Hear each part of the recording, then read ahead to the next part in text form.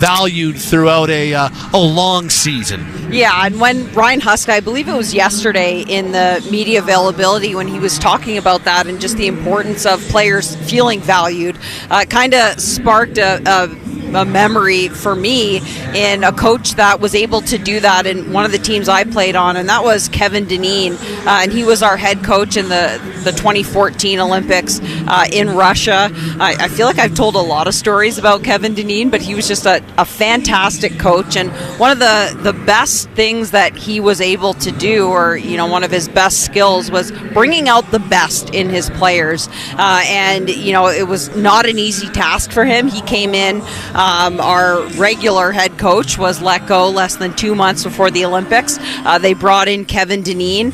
We went into the Olympics on a 5-game losing streak to the Americans, and I said to Ryan Huska this morning that we would not have won that gold medal game. We were down 2-0 with less than 3 minutes left in that hockey game. We wouldn't have won if it weren't for Kevin Dineen and the way that he was able to bring out the best in all of us, in the players. And I think about a fourth line player like Jillian Apps. She played 3 minutes in that gold medal game, but she felt like as a player those 3 minutes were crucial, and her role on that fourth line was very important to the team and the success of the team. So whether you're a Marie-Philippe Poulin scoring the game-tying, game-winning goal, or you're a Jillian Apps that is playing 3 minutes a game, he made every single player on that team feel like they were important, that they were valued. And I think that when you look at that, and what I'm seeing and hearing from Ryan Huska and the coaching staff is just their ability to do that. And when you have a coach that makes you feel like you're important and what you do on the ice is important, you'll dig a lot deeper and find ways to win. And I think that that's really what we've seen from this team, and their ability in making players feel like their job is important, whatever it is. And it can be rewarding them with more ice time. It can be just having a conversation outside of practice. We see Ryan Huska all the time at the end of practices having conversations with players, and we don't know what he's saying, but those small conversations can be a part in saying, hey, what you're doing is important, and making them feel valued. So I really do think that leadership, we've talked about the leadership group and what an amazing job they've done, but leadership ultimately, it starts with your head coach, and as a leader, making everyone feel valued, and that's how you get the best out of people. And whether that's in real life, in business, or in sport, when you feel like you are valued, you are important, you bring your best, and you're willing to go that extra mile for everyone else on the team and everyone around you. And I really think that that's been a massive part of this Calgary Flames team's success in this season. We are watching the Flames and Canucks take the ice right now. Dustin Wolf has taken the ice and led the Flames on, as we knew he was getting the start. Kevin Lankinen doing the same thing for the Vancouver Canucks, and now we're just waiting to see if number 43, there he is, Quinn Hughes, is on the ice. He is taking warm-up and will return to action tonight for the Vancouver Canucks. He was a very probable game-time decision, according to head coach Rick Tocchet a few hours ago, and now after missing the last 4 games, Quinn Hughes will play tonight, so that is a huge return for the Vancouver Canucks, as we're watching him on our monitor down here, Mick, going through his paces. So Quinn Hughes returns. The Canucks are playing a third game in 4 nights. They lost last night to Montreal, and they're a point back of the Flames. It's been a while since we've seen Vancouver head-to-head against Calgary. What should we expect from them tonight? Well, if I'm being honest, the first thing that popped into my head when I was asking myself this question and what to expect from the Canucks is I'm not sure. Yeah. I mean, if we see what we saw last night against Montreal, I think, to put it kindly, they were hot garbage, especially in the first period. But give them credit. True. Give them credit for the way that they battled back. It ended up being 3-2 late in the game, and then Montreal getting the empty netter to make it 4-2. But in watching that game, I was like, who is this team? This was not the Vancouver Canucks team that we saw earlier on in the season, one that is known for being, a 5-on-5 juggernaut, really solid defensively. That's the team that we expect them to be. That was not what we saw against the Montreal Canadiens last night. So I'm really curious to see, with the changes they've made to their back end. They call him Little Petey, or D Petey, sorry. Elias Pettersson on the back end, Marcus Pettersson, and then just kind of how the pairings work together. Obviously, having Quinn Hughes back is huge for the Canucks, but I do wonder, he's coming off of injury. He's probably not 100%, maybe close to, but going to be keeping an eye on him just to see how he performs in this game. Normally plays a bag of minutes, so it'll be interesting to see how they manage him and how he performs in his return from injury. I mentioned they lost last night against the Montreal Canadiens, so this is the second half of a back-to-back for them. They're really bad in back-to-backs this season, 1-6-0.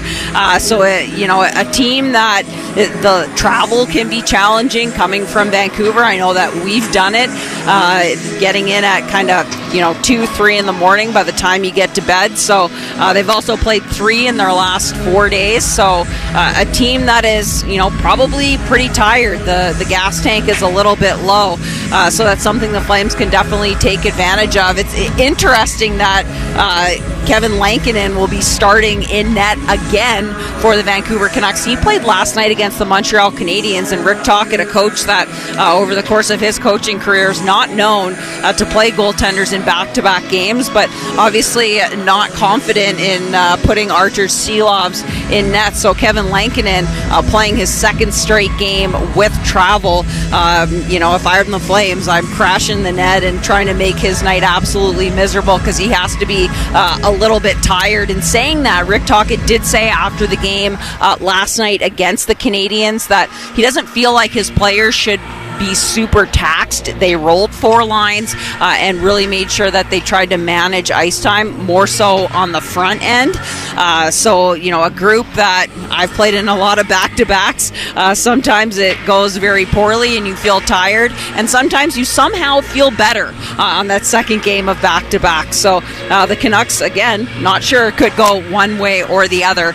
Their offense is really struggling right now. They are the lowest scoring team in the NHL since January the 1st, have 3 or fewer goals in 15 consecutive games, and they have just constantly been changing up their line combinations to see if they can spark something, see if they can get things going and kind of turn things around. Head coach Rick Tocchet said that he feels like they're rushing plays a little bit too much, that he would like to see them be more patient when it comes to generating their offense. If you look at their special teams, their power play has the ability to be very dangerous. Obviously, with their personnel, Quinn Hughes will give that a bump in his return, and Elias Pettersson obviously key for them on the power play with his wicked shot. He had a goal against the Montreal Canadiens last night. Their penalty kill is fascinating to look at. They have the number 1 penalty kill in the NHL since February the 1st, sitting at 93.5%, which is absolutely bonkers. So there's one area of their game that is going really well for them right now. But it's a team that is absolutely fighting for their lives, but to me is also quite fragile. But they're led by Rick Tocchet. We all know a coach that won't let them surrender very easily. So if there's character in that room, I expect them to battle hard in this game. Looks like there will be a subtraction from the Vancouver lineup, so they get the big boost in the return of Quinn Hughes, but no Tyler Myers. He is not taking warm-up for the Canucks, so it looks like Myers will sit out this one tonight, but Quinn Hughes returns after missing 4 straight. So that is an interesting swap. Hughes back, Myers out on the Canucks blue line. Okay, let's get to tonight's keys to victory for the Flames as they look to make it 2 in a row and pick up a huge win against Vancouver. Keys to victory brought to you by Country Hills Ford, where you can get the keys to your new vehicle from Canada's largest Ford dealership with 43 service bays, express oil changes, and bistro just minutes from the airport. Mick, what are the keys if the Flames are to pick up a huge huge win over Vancouver tonight. No, I got 4 for you tonight, Pat. The first one for me is the start. The importance of the start is huge. You're playing against a team and it's a massive game, and they're on the second half of a back-to-back. So you want to get on them early, and make sure that you're grabbing the momentum of the game early on. Like I said, they're a fragile team, so that can work in your favor as well if you put a few in the back of your net, or their net, sorry. They gave up a goal just a minute and 6 seconds into the game last night against the Montreal Canadiens, and you could just see the wind come out of their sails right away. So if the Flames can do that here on home ice, I think that'll go a long way in this game. The second one is, making sure that they don't take the Canucks lightly. I think there's a bit of a risk in this game to underestimate their opponent a little bit. They know they're struggling. They will have seen all the news. They lost last night. They had the travel coming in. You think that they would be tired, but if you're the Flames, you have to expect that you're going to see the best Vancouver Canucks, and not the former and what I said of a team that's struggling. The third one, they have to outwork the Canucks, especially a team that could be tired. The importance of winning your battles, one-on-one battles, board battles, all over the ice, and outwork them. And then the last one, we've seen these games get pretty spicy over the course of this season. It's going to be important for the Flames in a game like this to make sure that they're managing their emotions. That last one is really important in my mind. Keys to Victory brought to you by Country Hills Ford. Good stuff, Mick. Enjoy the game. Thanks as always. Thanks, Pat. Megan Mickelson's the color voice of the Flames. My name is Pat Steinberg. This is your Flames warm-up pregame show. Mick upstairs, Pat Steinberg and Matty Rose downstairs here in the Hot Stove Lounge as we move closer to puck drop. It's time for the NHL Tonight, brought to you by Glenmore Audi.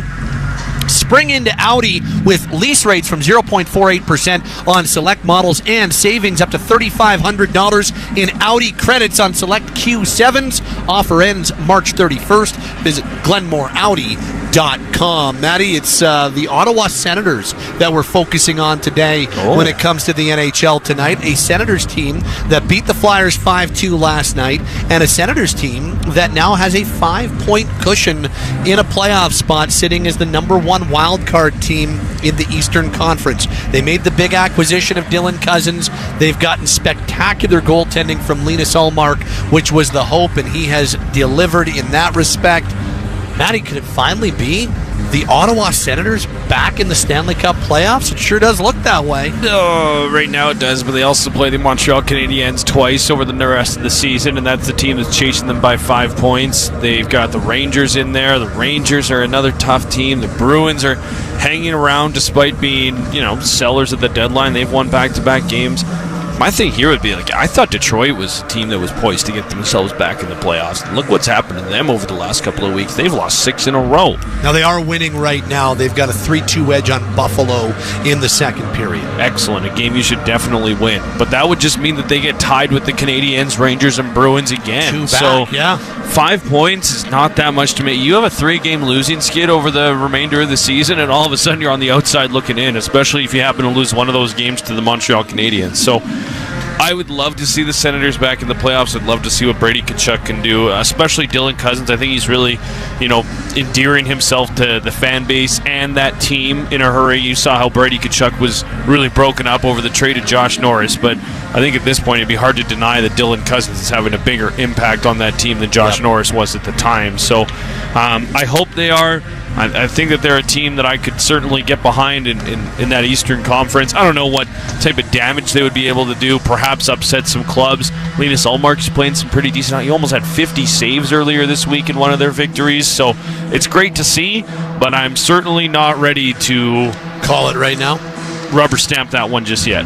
NHL Tonight brought to you by Glenmore Audi, introducing the Professional Association Program. If you belong to the Canadian Bar Association, you may be eligible for exclusive offers. Visit GlenmoreAudi.com for details. The Flames and Canucks will get some details on tonight's lineup around the corner. It's your Flames warm-up pregame show here on Sportsnet 960 The Fan. On air and online, this is your home of Calgary Flames hockey. Brought to you by Glenmore Audi and Equus. Sportsnet 960, The Fan. At Glenmore Audi, luxury isn't just about the car you drive. It's about the experience. As a locally owned business, they're proud to introduce the Glenmore Audi Professional Association Program. If you belong to the Alberta Dental Association, Alberta Medical Association, Canadian Bar Association, or you are a broker or realtor for Royal LePage Real Estate, you may qualify for exclusive offers. For a list of qualifying associations, visit glenmoreaudi.com. Homes by Avi believes every home should be for the authentic you, built with spaces you'll enjoy and use for years to come. Homes designed for rainy days or new arrivals, dirty paws, or hallway races, typical teens, or movie nights. After all, this is where you're going to live. Homes by Avi, built for you, designed for life. Hot tubs sure have changed over the past 25 years. Paradise Bay has Arctic spas that are now so efficient, you'll hardly notice a difference on your electric bill. Spa Boy Automated Water Care makes maintenance a breeze. Their spa's online technology allows for real-time monitoring and control from anywhere. Constant improvements in comfort and therapy will have you never wanting to get out of your Arctic spa. Come see what's new. You deserve it. Find your Arctic spa at goparadisebay.com.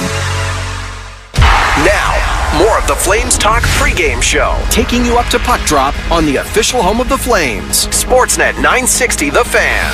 Okay, it's the Flames and Vancouver Canucks as we move closer to puck drop on this Wednesday night. Big showdown between these two teams, and let's head upstairs. It's Pat Steinberg with you on your Flames warm-up pregame show. Time to go upstairs again to the Peter Marr broadcast booth, brought to you by South Point Toyota. Hundreds of new Toyotas are arriving daily and on sale now, including executive-driven demos. It's time to Toyota under the tower at South Point Toyota. Derek Wills joins us right now. We have very few expected changes for the Flames, but we do have some changes on the other side tonight. Let's find out what we're looking at on both sides. Flames and Canucks, how are things shaping up for lines and pairings tonight, Wilsey? Well, as you said, Pat, no surprises for the Flames coming off of a shutout victory over the Canadians on Saturday night. We expected them to stick with the same 12 forward, 6 defensemen and starting goaltender, and that is exactly what Ryan Huska will do for what sets up to be the biggest game so far this season for both sides versus Rick Tocchet's Canucks tonight. Just 1 point separating the two teams in the standings, but we did have to keep a close eye on warm-up from a Canucks perspective. It's the second half of a back-to-back for them, and there were some game-time decisions. Connor Garland, Tyler Myers, and Dakota Joshua. 2 of those 3 guys appear to be good to go. Garland and Joshua. Myers not on the ice for warm-up. He will be out tonight. And then the other big question mark, of course, was Canucks captain and last season's Norris Trophy winner Quinn Hughes, who did take warm-ups and did skate on the left side of a pairing with one of the Petterssons, Marcus. So it looks like he's good to go for this game as well. So here are the lines and the pairings and the goaltenders for both teams tonight, unless there's a change between now and puck drop, which could happen with Hughes' status being still somewhat up in the air. But for the Flames, their forwards from left to right: Huberdeau with Kadri and Coronado, Farabee with Backlund and Coleman, Sharon Govich with Frost and Pospisil, and Lomberg with Rooney and Zeri. On defense, Hanley with Uyghur, Ball with Anderson, Bean with Pahal, Wolf gets the start and goal, and Vladar will back him up. For the Canucks, their forwards: Höglander with Elias Pettersson and DeBrusk, O'Connor with Hedel and Besser, Joshua with Suter and Garland, and Oman with Bluger and Sherwood. On defense, Hughes with Marcus Pettersson, and then Elias Pettersson with Hronik, and Forbort with Mancini. Lankinen gets the start and goal, and Seelovs will back him up. Let's talk a little bit, Wilsey, about this Flames group. We know they haven't been scoring a lot of late, but they scored enough, for instance, on Saturday night. Yeah, 1 was enough to win on Saturday night, Pat. That's quite often not the case. Normally you need 3, maybe even 4, but 1 was enough with the way that Dustin Wolf played in that exciting 1-0 victory over the Canadians here at Scotiabank Saddledome. As far as 1-0 games go, it was a really good one, but the Flames have scored 3 or fewer goals in 53 of their 63 games so far this season. But the good news is they don't give up much. So the Flames have scored 118 even strength goals this season, fewest in the NHL. But on the flip side of that, they've only given up 128 even strength goals. That's second fewest in the league. And the Flames have been really good in close hockey games. They are 13-2-10 in one-goal games this season. So, in other words, they have picked up at least a point in 23 of the 25 one-goal games that they've been involved in. That's a 720 point percentage. And the Flames' 2 regulation losses in one-goal games this season are fewest in the NHL. So, Pat, they might not be scored a lot, but they're winning more than losing and playing some really good hockey defensively from the goaltender out, which is what they'll try to do against the Canucks here tonight. On the flip side, what jumps out at you statistically about this Canucks group? Yeah, so if you think the Flames have had trouble scoring in the calendar year of 2025, well, they would tell the Canucks to hold my beer. So since January 1st, the Canucks have scored 2.18 goals per game. Fewest in the NHL. Now the Flames are at 2.42 goals per game since the calendar flipped from 24-4 to 2025. That's second fewest in the league. But the Canucks, they have been struggling to find their way. It feels like all season. Of course, their season started by blowing a 4-1 first period lead and losing 6-5 in overtime to the Flames at Rogers Arena back on October 9th. And the Canucks were actually without their captain, without Quinn Hughes, playing some pretty good hockey going in to the Four Nations break. They had 3-game winning and 4-game point streaks, but they have lost 6 of 9 coming out of that break. And as mentioned, this is the second half of a back-to-back. The Canucks won 6-0 in the second half of back-to-backs this season. But they do get a shot in the arm potentially tonight with the return of their captain. It's been a tough go physically for Quinn Hughes. Led the NHL in points by defenseman with a career-high 92. And as mentioned, won the Norris Trophy last season. Despite being banged up for a good chunk of this season, he's still 5th in the league in goals by defensemen with 14. 3rd in points by blue liners with 60. And that's even though he's missed 14 games. And he's missed the last 4. He's missed 10 of the last 13. He's missed 14 of the last 30. But the Canucks, very impressive. 23, 18, and 9. 2.90 goals for, 3.18 goals against in 50 games with Quinn Hughes. Just 6-6-2. 2.00 goals per game, 2.50 goals against per game in 14 games without him. So assuming Quinn Hughes plays in this game against the Flames tonight, that will definitely be a boost for the Canucks. Will it be enough? We'll find out in what sets up to be the biggest game so far this season for these two teams, separated by just 1 point in the fight for the final wildcard spot in the Western Conference. Thank you, Willsy. That's Derek Wills upstairs with us as we are now exactly 20 minutes away from puck drop for the Flames and Vancouver Canucks on this Wednesday night. Back downstairs, it's Pat Steinberg and Matty Rose along with you on your Flames warm-up pregame show. Let's take a quick look at the goaltending matchup brought to you by Alpine Credits. It's Dustin Wolf in net for the Flames at 22-12-4 with a 2.52 goals against average and a .915 save percentage. Kevin Lankinen, who played last night, will also start tonight for Vancouver. Lankinen 22-12-7 with a 2.54 goals against average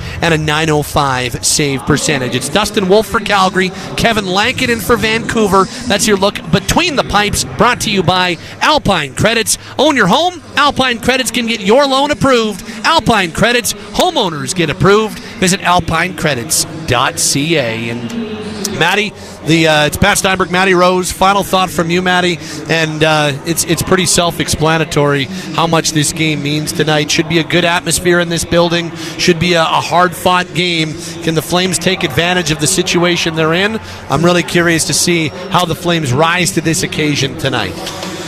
Cream rises to the top, Pat. We'll see how they do this evening. I'm excited to watch this game because it's the biggest one we've had in quite some time, right? Those Blues games were obviously large, but they were on the road. It's a little bit different. The buzz around the city was palpable on the way into the rink today. People were out enjoying a little bit of sunshine, wearing their Flames jerseys. Players seem hyped up for it. I like that Ryan Huska has kept things relatively chill from his side of things, or tried to do so as best he can. Dustin Wolf, as Mackenzie Weegar likes to say, you expect him to be kicking it back in the net for the Flames here today. It's big game, Pat. I'm fired up, all juiced up. Been drinking green tea all gosh darn day. It's good. It's good for your. It's good diuretic, and it's good for your metabolism. So, okay. See you upstairs, bud. Goodbye. Matty Rose on Twitter at Matt Rose YYC. My name is Pat Steinberg. This is your Flames warm-up pregame show. Stay with us during tonight's postgame show for the save of the game, brought to you by Shane Holmes. For every save a Flames goaltender makes, Shane Holmes donates $5 to Kids Sport Calgary. Visit ShaneHolmes.com. The better way to build. Time now for some Flames strategy. Matt Coronado, 16 goals, 32 points in 58 games so far this season. Let's hear from Matty right now in conversation with Derek Wills. A little Flame strategy right now. Joined by Flames forward Matt Coronado, and before I ask you about tonight's big game against the Canucks and even Saturday's big win over the Canadiens, I've got to ask you about that season-long 6-game, 12-day road trip. I thought you guys did well playing 4 of the last 7 Stanley Cup champions, 5 perennial Stanley Cup contenders. You get 6 of a possible 12 points. What was that trip like for you? Yeah, it was definitely a long one. I think it was great to get off that start like we did in Washington, and I thought we battled and competed the whole time. So definitely some tough opponents, like you said, but I think we came home happy with our effort and definitely happy about the win Saturday night too. When you're on a long road trip like that, how good of an opportunity is it to spend some time with your teammates? Because whether you want to or not, you're kind of forced to. Yeah, it's awesome. I think we have such a close team, and I think we had a ton of fun being around each other for almost 2 weeks. Like you said, we went to a ton of dinners, hanging out in the hotel, whatever it is, a lot of time together, and I think it's only good when you can be around the boys that much. So it was a lot of fun. They say that the first game at home after a long road trip is tough to win, and historically speaking, it tends to be. But I thought you guys played a really good game against the Canadiens here on Saturday night. As far as 1-0 games go, it was a really good hockey game. Your thoughts on that 1-0 shutout victory over the Habs a few nights ago? Yeah, I thought we came out and started well and kept it simple, which is what we wanted to do, but got a great performance from Wolfie, and I think there's just so much energy and compete in this room right now, and I think we know what it takes to win, and I think we're a team that's really hungry, so every night we're going to have a lot of energy. Yeah, we see that in practices. We see that in games. You guys are willing to do whatever it takes to win. How important is it to have that buy-in? Talent's one thing, but if you're not buying what your management group and your coaching staff is selling, it's got to be tough. Yeah, I think it's probably the most important thing, to have guys that want to be all in, and I know that this group has that, and we have some skill to go along with it. So I think we just need to continue to try to get to our game as quick as we can every night and be a hard team to play against and just really play to our identity, and hopefully we can have success doing that. We've seen some unique usage for you and Connor Zary of late. You've spent most of your time playing on the right side of a line with Nazem Kadri and Jonathan Huberdeau, but every once in a while you see you swapped with Connor Zary, who jumps into that spot, and then you play with Ryan Lomberg and Kevin Rudy. How has that been for you? Yeah, I think kind of just take advantage of every opportunity and make plays when they're there. But I think no matter where you're playing in the lineup, you want to play the same way. And for me, I just want to be a guy that helps the team in any way I can, whether that's getting a puck out or getting a puck in or making an offensive play when the time's right. So for me, I think just trying to play my game and kind of take advantage of every opportunity I'm on the ice. Last season, the Flames had a hard time scoring timely power play goals. That hasn't been the case this season. What have you liked about the power play, especially scoring in important times? Yeah, I think it's been good. I think the last couple months, maybe we've really tried to keep it maybe a little more simple, get pucks to the net, get bodies there. Hubie's done a great job in front, screening a ton, and I think that's been a big part of it. Weeks has been shooting. I think for us, we need to get pucks and bodies there and be hungry on rebounds.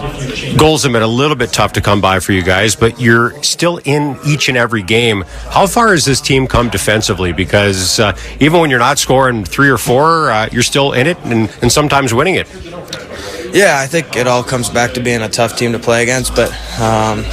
obviously Wolfie and Vladdy have both been really good, and they've bailed us out a ton, especially of late. So try to limit the chances, maybe hope they're not high danger, but we do know that those two have been playing so well, so they're going to bail us out more times than not. Last one for you, Matty. Tonight, I know every game's a big game, but this sets up to be the biggest game so far this season against the Canucks team that's only 1 point behind you in the fight for that second wildcard spot in the Western Conference. What's going to be important for the Flames in this one? Yeah, it's definitely a big game, but I think for us, we want to play it the same way we always do. I think we want to get to our game as quick as we can, have a good start, be hard to play against right from the get-go, and hopefully just build on our game from there. Well, with one exception, I think you guys have played some really good hockey coming out of the Four Nations break. Big game tonight. Thanks for doing this, and good luck against the Canucks. Thanks, Wilson. That is Matt Coronado. That's a little Flames strategy on this Wednesday night. It's the Flames and Vancouver Canucks, and we're just over 10 minutes away from puck drop. It's Pat Steinberg on your Flames warm-up pregame show. Our last stop before heading upstairs is our out-of-town scoreboard, brought to you by your Alberta Ford dealers. If you're looking for a truck that's smart and tough, get yourself into the 2024 Ford F-150. For details, visit your Alberta Ford store or Ford.ca today. Relatively light night on the NHL ice. Second period in Detroit. This is the only game going on right now. Red Wings lead the Buffalo Sabres 4-2. That is a huge game for Detroit as they try to keep themselves in this Eastern Conference playoff race, and they've got the 4-2 lead on Buffalo. Still to come, 8 o'clock face-off in Utah. They'll host Anaheim, 8:30 in Seattle for the Kraken and Montreal Canadiens. Out-of-town scoreboard brought to you by your Alberta Ford dealers. Well, as Nazem Kadri said this morning, I'd say so when talking about how big a deal this is. Yeah, don't need to say much more about the stakes for this game tonight. 1 point separates Calgary and Vancouver for the final playoff spot in the Western Conference. Can Calgary bulge that to 3? We'll find out in just minutes' time. Derek Wills and Megan Mickelson standing by. They'll set the scene for you around the corner as we start to wrap things up on your Flames warm-up pregame show. For the fourth and final time this year, it's the Flames, it's the Canucks, it's a one-anthem night on a Wednesday, and it's coming your way next. This is Calgary Flames hockey on Sportsnet 960 The Fan. On air and online, this is your home of Calgary Flames hockey. Brought to you by Eastside Dodge and Shane Holmes. Sportsnet 960 The Fan. With a powerful two-motor hybrid system, all-wheel drive, and tons of cargo space, the Honda CR-V Hybrid was made for adventure. Okay, everyone, we're here. But with heated front seats, Apple CarPlay, and a cozy interior, it was also made for comfort. Oh boy, I think we're gonna stay here for a sec. Get adventurous and get cozy with the 2025 CR-V Hybrid. In stock today with rates from 2.49%. Plus, get a $1,000 Honda bonus. Visit prairiehonda.ca. Breaking story from Alpine News Network. Jan owns a home and a restaurant fusing French and Mexican cuisine. But she is fusing no more because her ovens have gone kaput. She heard about Alpine Credits, who sent over their speediest superhero. And a dash was approved for a business loan to fix her ovens. The hero even had some of her poutine nachos. Yum! Own your home? Need a loan? Alpine Credits can help. Alpine Credits, where homeowners get approved. Shane Homes duplexes blend a single-family home lifestyle with the affordability of a shared wall. They passed the Yell test. Built for peace and quiet, you'll never know your neighbor cheers for the rival team. Shane Homes, keeping peace between neighbors all hockey season long. With 5 communities to choose from throughout Calgary, Airdrie, and Chestermere, your new home is waiting to be built. Learn more at shanehomes.com. Shane Homes, the better way to build. This is CFAC, Sportsnet 960 The Fan, broadcasting from the Groundwork Studio in downtown Calgary, a Rogers Sports and Media radio station. Are you ready? Get loud, Flames fans. It's almost time to drop the puck. Let's head up to the broadcast booth with Derek Wills and Megan Mickelson, setting the stage for this matchup. Sportsnet 960 The Fan. Live from the Sea of Red, Scotiabank Saddledome, Calgary Flames hockey is on the air. Tonight, with only 1 point separating the two teams in the fight for the final playoff spot in the Western Conference. Dustin Wolf and the 30-23-10 Calgary Flames will clash with Quinn Hughes and the 29-24-11 Vancouver Canucks in what is the biggest game so far this season for both sides. In the Peterborough Radio broadcast booth, sponsored by South Point Toyota, I'm Derek Wills alongside two-time Olympic champion and two-time world champion Megan Mickelson on Sportsnet 960 The Fan, on sportsnet.ca/960, on the Sportsnet and NHL apps, and on SiriusXM NHL Network Radio. Well, generally speaking, you need to score at least 2 or 3 goals, sometimes even 4 or more to win a game in this league, but not Saturday night because Dustin Wolf was perfect for the 3rd time this season as the Flames rookie goalie stops all 26 shots in what was actually an exciting 1-0 game. You might look at the box score and see 1-0 Flames over the Canadians and think it was a boring hockey game, but it wasn't. Great atmosphere here at Scotiabank Saddledome on Saturday night, Mick, and huge win for Dustin Wolf of the Flames to move back into a Stanley Cup playoff spot and set up tonight's game against the Canucks, who are 1 point behind them. Yeah, that game it feels like ages ago, and the Flames have had 3 days between games, and from here on out, they're playing pretty much every second day. But, a good opportunity, and Ryan Huska talked about the fact they got some good practices in, an opportunity for the guys to get some rest and to re-energize. But if you look at that game on Saturday, coming into this one tonight, they should be feeling pretty good and especially confident in their goaltender, and Dustin Wolf, who just continues to, like you said, he was lights out in that game. And the team playing in front of them too right now is a team that is confident. They show a lot of confidence in their goaltender, in the way that they are playing. And what impresses me the most, I think, about Dustin Wolf right now is just that, the importance of these games, the stress and the pressure to perform, and he keeps stepping up to the task and doing just that.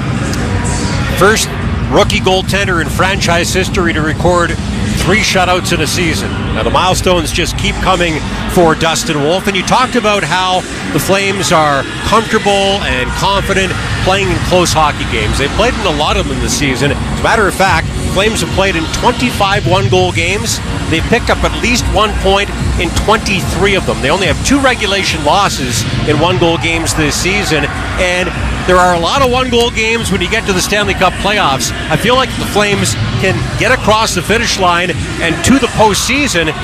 Playing in all of these close contests is probably going to prepare them for what's to come should they get to the Stanley Cup playoffs. Well, and especially for the younger guys who maybe haven't played in as many high-pressure games and situations. You look at a guy like Nazem Kadri, and hearing him speak this morning in his media availability was just kind of cool as a cucumber. And you know that he's a guy who, in those high-pressure games, will step up to the task and perform. But for the younger guys to be getting that experience in, the more you play in high-pressure games and situations, I know I felt that as a player when I was younger versus when I was older, the more comfortable you get in those situations as well. So the Flames should be really happy with their ability to play in those tight, high-pressure games, like you said. Now, the last piece to that for me would be finding a little bit more offense.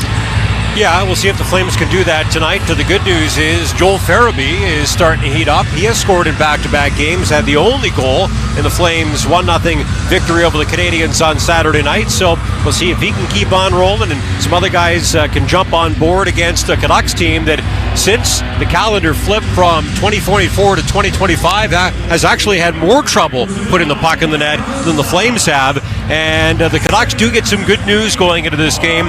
Their captain, if he's not the best defenseman in the NHL, he's certainly top 2 or 3.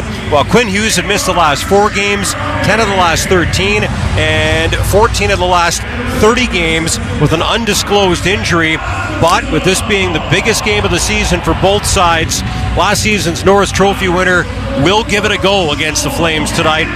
How do you defend him? I'm not sure it's possible to completely shut him down, but how do you slow him down if you're the Flames? Well, one thing I do wonder about Quinn Hughes coming into this game is that, is he 100%? And what are we going to see from him? I think the fact that he didn't play last night against the Montreal Canadiens tells us that he's not going to be, at his best. He could surprise us, He is Quinn Hughes after all, and his ability to move around the ice is something else. But it's going to be interesting watching him. He normally plays a bag of minutes, how they're going to manage the volume and how he performs. But for a guy like him, he's so elusive and slippery and hard to defend in that you think you have him and then all of a sudden he goes right by you. So you have to make sure that you're not being over aggressive and knowing that he has the ability to manipulate the opponent and their feet and the direction and get around you in that way. But a player like him who is that talented and that skilled, it takes all 5 players on the ice. So I would say don't be over aggressive on him. Make sure you're aware when he is out there. Try to take away his time and space, and for all 5 guys to make sure that they're doing the job in terms of a team effort in defending him. Well, the Flames, as you pointed out, should be well rested. They've had 3 days between games. The Canucks haven't even had 24 hours between games, and they have not been good in the second half of back-to-backs this season. Just 1-6-0. And desperate times call for desperate measures. Quinn Hughes will play tonight. Clearly, he is not close to being 100%, but Quinn Hughes at 60 or 70% is still an upgrade for all 32 teams in this league. And then there's the goaltending situation. Thatcher Demko just can't get or stay healthy. So for the first time this season, the Canucks will start the same goaltender in both the first half and the second half of a back-to-back. As a matter of fact, Rick Tocchet said he doesn't think he's ever done it during his head coaching career in the NHL, but Kevin Lankinen will be at one end, Dustin Wolf will be at the other for what sets up to be a huge game between the Flames and the Canucks tonight. When we come back to the Peter Maher Radio broadcast booth, sponsored by South Point Toyota, we'll introduce you to the starting lineups and bring you the Eastside Dodge opening face-off. We've got some Wednesday night hockey. It's the Flames versus the Canucks. Puck drop is next. This is Calgary Flames hockey on Sportsnet 960 and streaming on the Sportsnet app. On air and online, this is your home of Calgary Flames hockey. Brought to you by Alberta Ford Dealers and Shane Holmes. Sportsnet 960, The Fan. Hey, Paul Brandt here. As a musician, I'm drawn to the sounds of this great province. Whether it's the wind blowing down the Rockies, the rustling of grass across the prairie, or the sweet sound of a Ford Super Duty, it's all music to my ears. Speaking of Super Duty, with heavy-duty performance that's built for getting the job done right, it's no wonder this truck has Albertans singing its praises. The 2024 Ford Super Duty is available now at your Alberta Ford dealer. Just head on in today and tell them PB sent you. It's game time. You're listening to Calgary Flames hockey on Sportsnet 960, The Fan. Welcome back to the Peter Maher Radio broadcast booth, sponsored by South Point Toyota. High above the ice here at Scotiabank Saddledome in Calgary, where tonight with just 1 point separating the two teams in the fight for the second wildcard spot in the Western Conference. It's the Flames versus the Vancouver Canucks. Let's introduce you to tonight's starting lineups. We'll begin with the starters for Ryan Huska's Flames at forward. Morgan Frost is between Yegor Sharangovich and Martin Pospisil. On defense, Joel Hanley's paired up with Mackenzie Weegar. And in goal, it is Calder Trophy candidate Dustin Wolf. Starting for Rick Tocchet's Canucks up front, Teddy Blueger's between Nils Åman and Kiefer Sherwood. On the back end, Marcus Pettersson paired up with Philip Hronik, and in net, it is Kevin Lankinen. Just getting set for tonight's opening face-off. It'll be brought to you by Eastside Dodge. Hurry into Eastside Dodge or visit eastsidedodge.com to check out this month's incredible specials and tell them Lanny sent you. Puck has been dropped and we are underway with the first period of play here at the Saddledome. Flames wearing their home red jerseys with yellow and white trim are moving from right to left on your radios in this opening period. The Canucks with their road white jerseys on with blue and green trim from left to right. And just 13 seconds in, we've got an icing call. The officials for tonight's hockey game, the referees are Tom Shimilevsky and Chris Lee. The linesmen, Travis Toomey and Brian Pansick. Face off to Lankinen's right, won by the Flames. Here's Hanley, a shot fought off by the Canucks goaltender, and the puck is immediately cleared out to center. Hanley will play it to Pospisil. Dodges a check from the NHL's leader in hits on the season in Sherwood. As the puck squirts out to center, Frost will pick it up. Stick handle of the Canucks blue line, lifted up in the air, and In behind Lankinen's net, and back to get it is Marcus Pettersson. We'll see if I can keep my Pettersson straight tonight. There are 3 of them out there for the Canucks.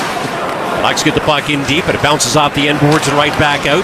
Awesome. Kadri catches up to it, crosses the Canucks line, slides it up the left wing side, and tries to feed it in front. This pass ends up bouncing back to him. Kadri, top of the far circle, walks into the slot and drops. Kevin Ball shoots, is stopped, and the rebound is picked up in the near corner. And Eric Forborg, the former Flame, will play it to Elias Pettersson, and he lifts it up in the air and down the ice as both teams start to change. The one thing Ryan Huska talked about this morning was the importance of having a good start and a first couple of really solid shifts here for the Flames. Here's Blake Coleman. He crosses center and floats it in behind the Canucks net. Back to get it is Hronek. He gets sandwiched in between Michael Backlund and Coleman in the far corner as Pia Suter will pick the puck up and knock it into the near corner to the Canucks captain Quinn Hughes, and he'll clear it out and ahead to Dakota Joshua, who knocks it into Flames territory but not in deep as Mackenzie Weegar clears it back out. Coleman will pick it up, skate it across center and out of the Canucks zone, but Backlund beats him with the puck in, and the Flames are called offside on the play. Let's introduce you to tonight's starting goaltenders. We'll start with Dustin Wolf, who stopped all 26 shots in his team's 1-0 win versus the Montreal Canadiens on Saturday to become the first rookie goaltender in Atlanta and Calgary Flames franchise history to record 3 shutouts in a season. He is currently tied for 5th in the NHL in save percentage, and on the season is 22-12-4 with 3 shutouts, a 2.52 goals against average, and a .915 save percentage in 38 games. Tell you more about Kevin Lankinen in a moment. Canucks in the attack. Here's a sharp angle shot right into the glove of Wolf, who will hold on. By the way, Wolf's been good against the Canucks in his career. He's only played 1 game, though. He stopped 23 of 24 in a 3-1 win on New Year's Eve in his only career game against one of the Flames' top 2 rivals, the Canucks. What a game that was on New Year's Eve. Just awesome. Face-off coming up to Wolf's right. Kadri will take it versus Philip Hedl. No, he won't. He gets the heave-ho. Matt Coronado steps in there to take the draw. And wins it. Weegar battling for the puck in the far corner, but Hedl will pick it up and leave it far side for Drew O'Connor, who shovels it behind the net, but now Jonathan Huberdeau takes over, skates it across center into the Canucks zone and fires it into the feet of Weegar. The puck deflects to Brock Besser, and he'll float it down the ice. Will Hanley hustling back. Slobs it up the near side to Huberdeau. Plays it to Kadri. Those 2 guys tied for the team lead in goals with 22 and points with 46. Kadri tries a shot, but it's off the stick of Forborg and wide of the net. Ryan Lomberg gets in there with a forecheck. They'll pick it up in the far corner. Play it right point to Braden Pahal, who shoots off of the skate of Victor Mancini and wide to the far corner. Canucks will clear it out. Pahal plays it back in. Flames and Canucks will both start changing as we approach the 3-minute mark of the first period here at Scotiabank Saddledome in a still scoreless hockey game. As Oman dumps the puck in and chases it. Eddie Bluger in there on the forecheck as well as Kevin Rooney bumps Oman on the far corner, but he protects the puck, spins to his left, and plays the left point to Hughes. He whips it across the line to Hronek. Hronek with a shot tipped by Oman, and it gets stuck in a pile of players in front, and now Connor Zary will scoop it up and skate it out to center. Zary weaves his way into the Canucks zone and has it knocked off the stick by Hronek. He regains possession of the puck in the far corner, walks it back to the right point, and backhands it in, but right under the blade of Bluger's stick, and he'll send it out to center and ahead to Nils Höglander. He's turned back at the Flames blue line. His ball give it to Rasmus Andersson, who slides it ahead to Coleman. Coleman trying to zigzag in, spins to protect the puck, and gives it away to Höglander. Slides the left wing side ahead to DeBrusk. He dangles in and drops it. Höglander shoots it, and Wolf makes a big blocker save. And now Pettersson gets wrapped up from behind by Coleman, who might have got away with one there, as Flames will clear it out. Backlund dodging a check from Elias Pettersson. Not Elias or Marcus, but Elias. And the Canucks will dump it into Flames territory again. Thank God they didn't sign Emilio Pettersson.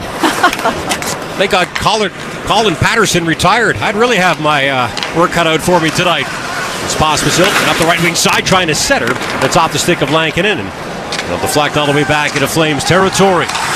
Pahal bouncing up the far boards into the Canucks zone. The Canucks almost got caught with too many men there, as Lankinen will clear it up the far boards, and O'Connor will knock it out of the air and Now Frost will take over at his own blue line. Frost leaves it behind for Weegar, who lifts it into the far corner. Forward hustles back to get it. Coronado in hot pursuit of him. Pressures him. And forward can't get the puck out on his first attempt or on his second as Huberdeau holds it in and shoots it off a leg. And it deflects just wide of Lankinen's net. Now Besser's trying to get it out. Weegar's all over him on the forecheck as Besser leaves it behind the net for Forward. He gives it to Mancini. And he'll send it out to center. Ahead to O'Connor. Works a left wing side to Besser.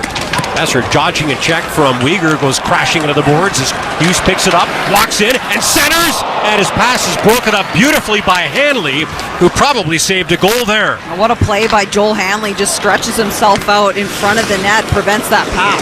Comes Kadri into the Canucks zone. Protects the puck as his team completes a change and now drops. Ball shoots. Huberdeau in front. Drops to Zeri. Back to Huberdeau. And he can't get a stick on the bouncing puck. Maybe one too many passes there, Mick. Yeah, exactly. Just throw the puck on net, especially Lankinen was kind of down and out of position. Just throw it on net and could end up bouncing in. Here's last season's Norris Trophy winner Hughes. Ahead to Sherwood. Dumps the puck in and chases it. Sherwood hits Anderson along the end boards as the puck's picked up and brought out by Rooney. Red line, he'll dump it in. Lomberg chases after it, catches up to it, spins and centers, but his pass goes off the tip of Zeri's stick. We asked Ryan Huska about the rotation between Matt Coronado and Connor Zeri, who have flip-flopped from first line to fourth line right winger in the last handful of hockey games. And Huska told us this morning that, hey, if Coronado plays a good game tonight, he will start there and he will finish there. So we'll see how this game goes. Hoglander comes in, but is checked by Weegar as Coleman lifts it up in the air and out. And the puck will bounce into the Canucks zone. And Cini back to get it. Clear it out to center where it's picked up by Joel Farabee, who's trying to score for a third straight game tonight. Gets it in deep, Forward. Clears it up the near boards, not out. It's held in left point by Hanley. Hanley with a shot off a body in front and wide to the near corner. Farabee picks it up and is tripped up by Forward. No penalty call on the play as Canucks definitely got away with one there.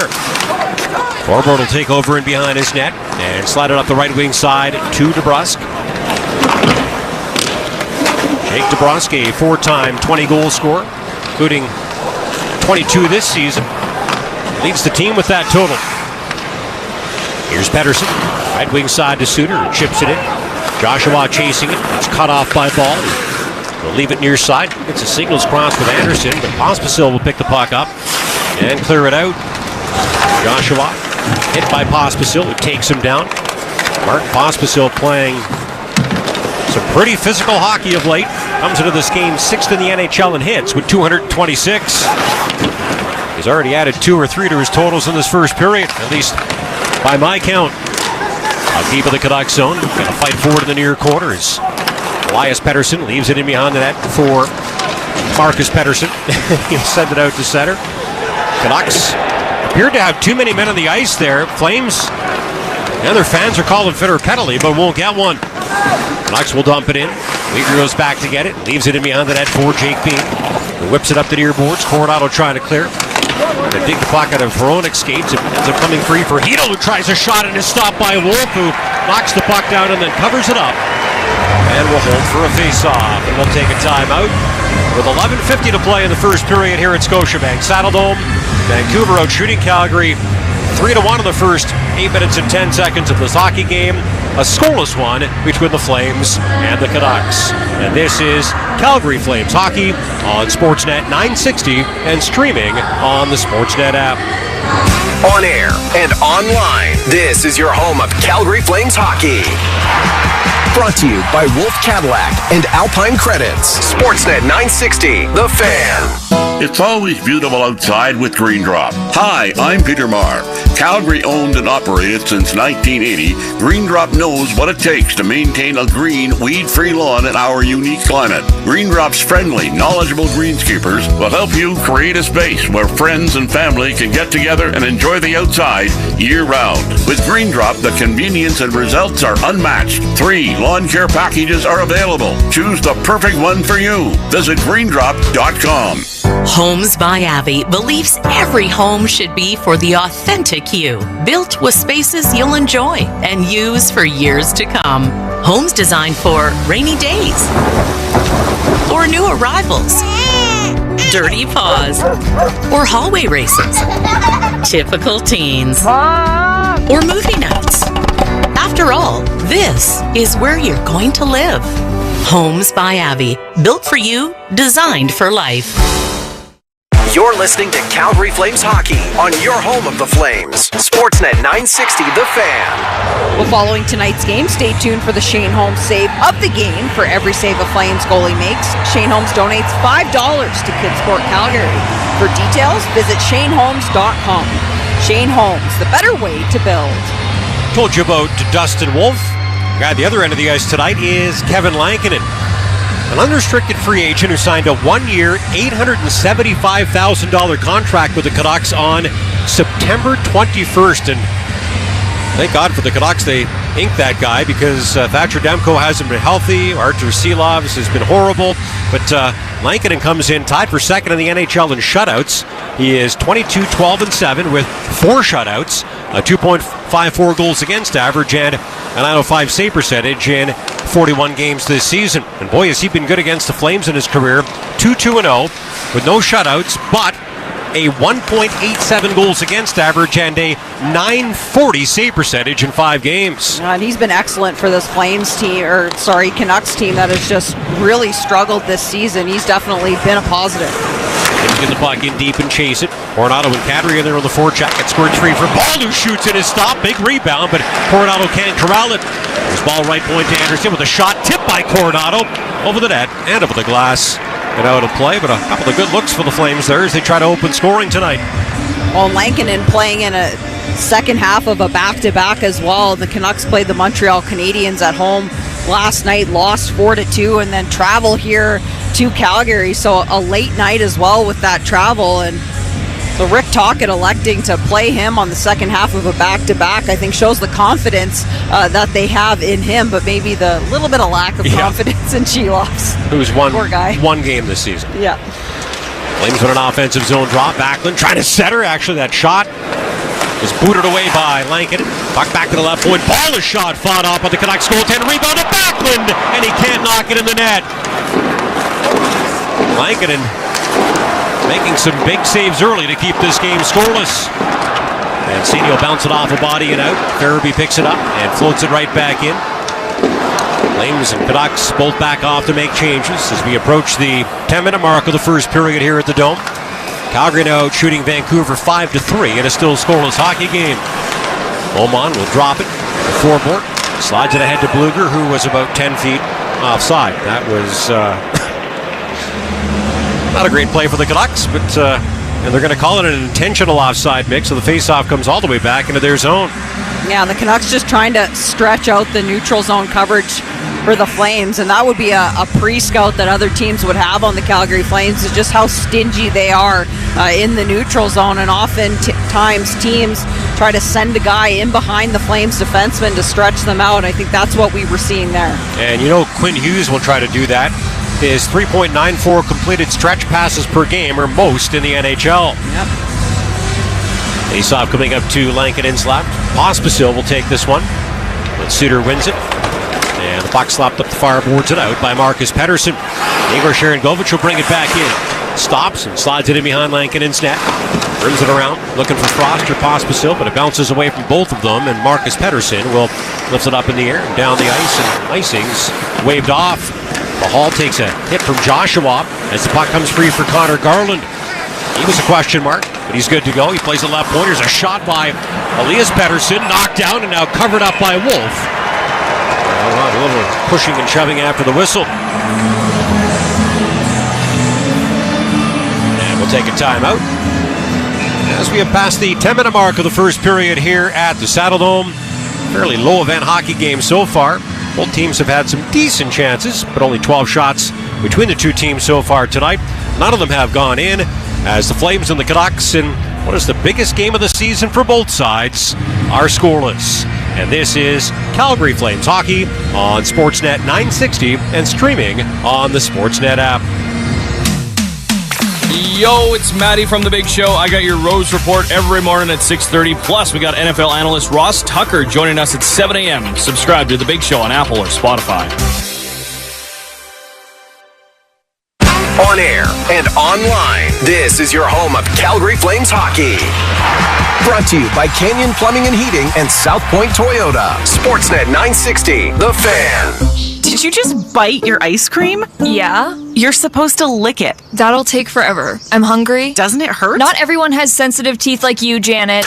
Well, that got heated fast. So will the weather. Canyon Plumbing and Heating has a large selection of air conditioning units in stock right now. Get yours installed before the summer rush. Have your pick of top brands like Lennox, Trane, Goodman, and Duquesne. Plus, get quick installation, discounts, and financing options. Visit canyonplumbing.com. Darcy Chenor here for Eastside Dodge with Lanny McDonald. Great news, Lanny. Invoice pricing is still going strong on final clearance of 2024 Jeeps. Love how you've kept the deals rolling. No markups, no nonsense, just huge savings. It's like sitting on the glass for the price of nosebleeds. You'll get one of the best vehicles on the lot with some of the best savings. For once you've nailed it, Darcy, hurry in now for the final clearance on 2024 Jeeps. Supply is limited. And tell them Lanny sent you. You're listening to Calgary Flames hockey on your home of the Flames. Sportsnet 960, The Fan. A little bit less than 10 minutes to play in the first period. Canucks and Flames are still scoreless as we bring you this proverbial four-pointer from the Peter Maher Radio broadcast booth, sponsored by South Point Toyota. Hundreds of new Toyotas are arriving daily and on sale now, including executive-driven demos. It's time to Toyota under the tower at South Point Toyota. And he takes a hit from Joshua to make a pass to Weegar in the far corner. And Weegar will lift it up and out. And Al Frost bats it in from center. Icing is waved off. It's being chased by Sharon Govich. 17 in white, able to get away from 17 in red. He slides it up the right wing side to Garland. Cuts to the middle. Crosses the Flames blue line and backhands it in behind the net. O'Connor beaten there by Hanley. Gives it to Weegar and he'll slide it ahead to Rooney. Skated across his blue line to the red line where he's checked by Hedel. And now Hedel passes the puck to O'Connor, who overskates it and gets wrapped up in the near quarter by Zeri. Hedel picks it up, tries to feed it in front, but his pass to Besser bounces off a skate. Here comes Anderson the other way. Crosses the red line and dumps it in.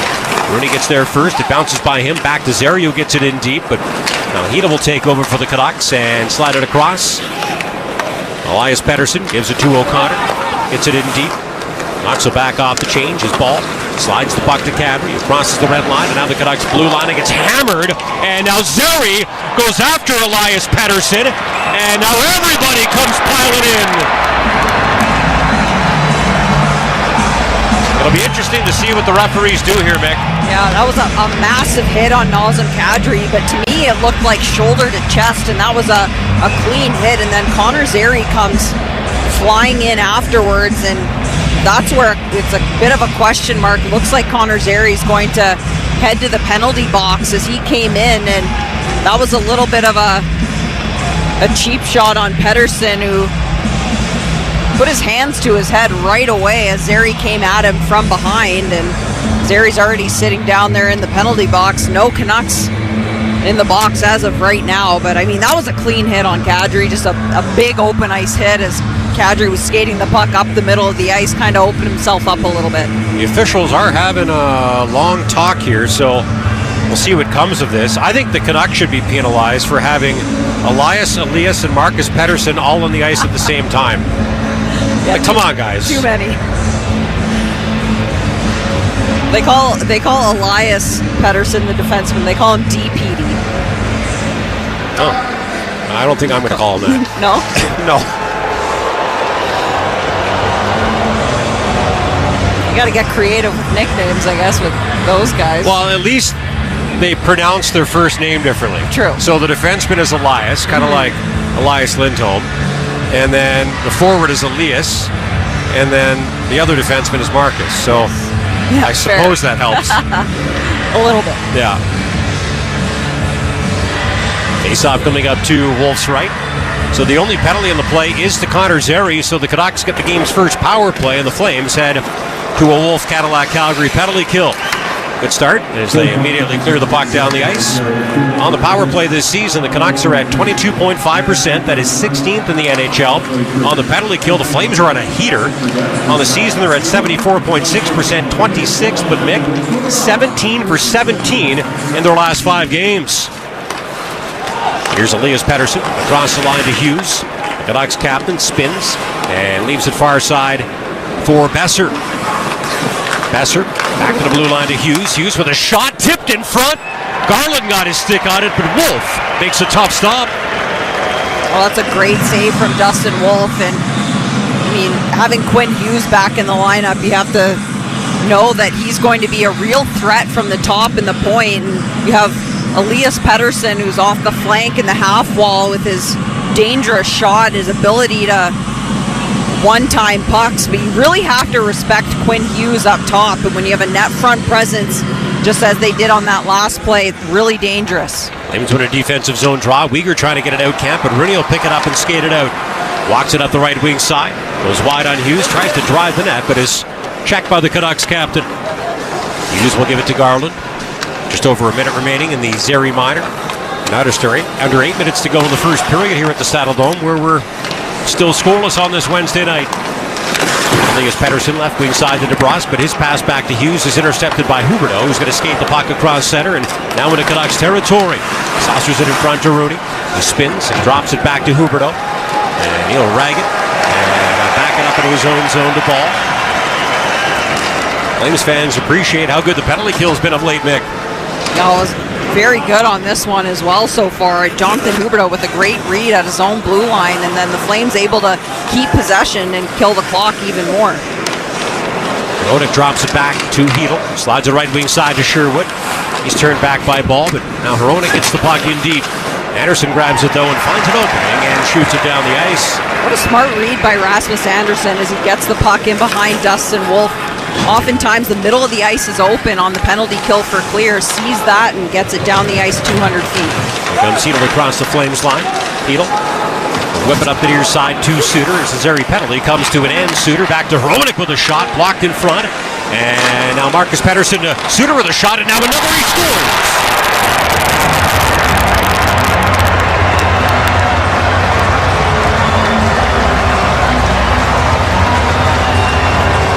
Suter's first shot was stopped, but he picked up his own rebound and buried it. And the Canucks strike first and take a 1-0 lead. Something Dustin Wolf is generally quite good at. It's actually not even a rebound from Dustin Wolf. It went off of a shot block from Joel Hanley, and that's how the puck pops right back out to Pius Suter and gets a second whack at it. After it comes off the skates of Hanley back to Pius Suter, and then it actually got redirected in the slot as well. So really not a lot that Dustin Wolf could do on that one. Taking a look at the slow motion replay on Sportsnet, Joel Hanley went down to one knee to try to block the shot. It looked like it went off the heel of his skate and changed direction and then went past Dustin Wolf. So that's just a fortuitous bounce for the Canucks. And Flames, after getting through that penalty kill to make it 18 for their last 18, pretty quickly give up a goal and trail 1-0 in this hockey game. Puck is pushed into the Canucks zone. Pospisil with a hit in the near corner. It comes free for Bean. Sneaks it off the left point, leaves it for Frost. Frost will rim it around to the right point to Pahal.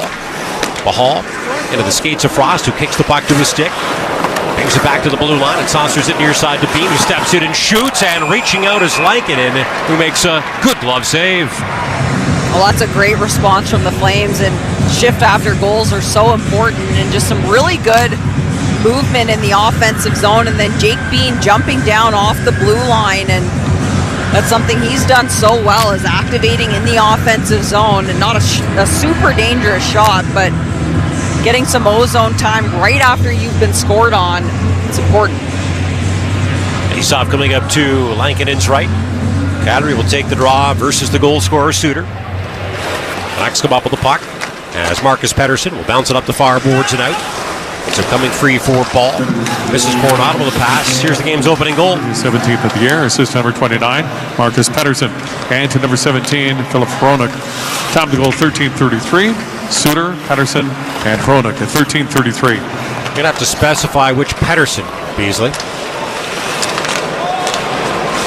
All trying to keep him straight tonight. As Anderson waits for Kadri to get outside and shoots the puck in beyond the Canucks net. Kadri in there with the forecheck, tripped up by Garland, and now we've got a Canucks penalty call coming. So down by 1 on the scoreboard. The Flames will be up by 1 on the ice when we come back. 5:24 to play in the first period. Pius Suter gets a fortuitous bounce, and it's the Canucks 1 and the Flames nothing. And this is Calgary Flames hockey on Sportsnet 960 and streaming on the Sportsnet app. On air and online, this is your home of Calgary Flames hockey. Brought to you by Homes by Abbey and Country Hills Ford. Sportsnet 960, The Fan. This season, elevate your drive with spring into Audi at Glenmore Audi. Discover limited time offers on 2025 Audi models with Audi Care Maintenance plans included. Get lease rates from 0.48% on select models and savings up to $3,500 in Audi credits on select Q7s. But just like spring, these offers won't last forever. Hurry in before March 31st. Glenmore Audi, your locally owned Audi dealership. Visit glenmoreaudi.com. Early bird deadline is this Friday in Calgary Health Foundation Foothills Hospital Home Lottery. Win the $1 million Canmore Condo Early Bird Prize. Built by Spring Creek, you could be living where year-round comfort meets adventure in this stunning Rocky Mountain retreat, complete with $25,000 cash. Plus, you're in to win the $3.3 million grand prize, show home, and so much more. Early bird deadline is this Friday. Don't miss out. FoothillsHospitalHomeLottery.com. Home lottery license number 700644. Must be 18 plus. Please play responsibly. You're listening to Calgary Flames hockey on your home of the Flames. Sportsnet 960, The Fan. We'll get your tickets for the Flames Foundation 50-50 before 8:30 p.m. for your chance to win one of 2 early bird prizes. Tickets are $5 each, or you can purchase the Iginla special with 12 tickets for $12, or the Conroy special with 100 tickets for $24. For tickets and to support the life-changing work being done in our community by the Flames Foundation, visit 5050flames.com. Jackpot already up to $55,662. Looks like Michael Backlund is missing from the Flames bench. Uh-oh. He has been playing through something. Yeah. For quite some time. We thought the Four Nations break might help him, but I don't think he came back 100%, Mick. No, he hasn't looked like himself, missing a little bit of a jump. So the Flames row the power play with a chance to tie this game up as they win the opening face-off and set things up. Weegar with a shot tip and fought off by Lankinen as the puck deflects into the far corner. Huberdeau saucers it in front to Frost. He walks into the near corner and backs it up to the blue line to Weegar. Flames trying to square the score on a Homes by Abbey power play as Weegar slides it far side to Kadri. Goes down low to Huberdeau in the far corner. Huberdeau off a stick, Roenick's stick, and the puck deflects over the glass and out of play. On the power play this season, the Flames are at 21.2%. That is 18th in the NHL. On the penalty kill, the Canucks have been fantastic. They're at 82.3%, tied for 5th in the league. Only the Stars, Hurricanes, Rangers, and Devils have had a better penalty kill this season. And really good in the last 13, 29 for 31, 93.6%. See if the Flames can cool off the red-hot Canucks penalty kill. As they dump it down the ice, Wolf will play the puck to Frost, who spins away from the forechecking Bluger. Circles his net, lines up, crosses his blue line, and now the red line, and now the Canucks blue line, and slides it right wing side to Kadri. Kadri protecting the puck from Sherwood. Bounce it off the boards back to the right point to Weegar. Weegar to the high slot to Frost, and now far boards to Kadri. Tries to give it back to Weegar, and Sherwood with a good stick breaks up the pass, and now catches up to the puck in the Flame zone, but Weegar picks his pocket and slaps it ahead to Frost. And with just under 50 seconds left in the Flames power play, he'll cross the Canucks line and drop right wing side to Coronado. Plays it right point to Anderson. Walks the line. Slides the top of the far circle to Kadri. Kadri stick handling, looking for a shooting lane. Instead slides it down low to Frost, gets it back. Kadri up top to Anderson, who winds and fires, and Lankinen makes a good right pad save. And now Sherwood will clear the puck to the Flames blue line. Anderson being chased by O'Connor. Will hide behind his net as the Canucks switch up their penalty killers with 20 seconds to go in this Garland penalty. And Sharon Govich in, slides the right wing side to Farabee. Drops for Anderson, but he's forced out by Elias Pettersson. He'll pick it up at center and dump it right back in. Coleman overskates it, and so does Sharon Govich. And it bounces by Farabee and all the way down the ice. Farabee being chased by Elias Pettersson, able to get away from him as Garland comes out of the box. Farabee speeds into the Canucks zone, Swings it right wing side to Sharon Govich, who shoots off of Hughes and wide of the net. But Hanley holds it in left point. Knocks it into the near corner to Farabee. Spins away from Mancini. Does a good job containing him along the end boards as Coleman gets in there on the forecheck for the Flames. Garland's going to grab it in the near corner. Slide it up the middle to Hughes.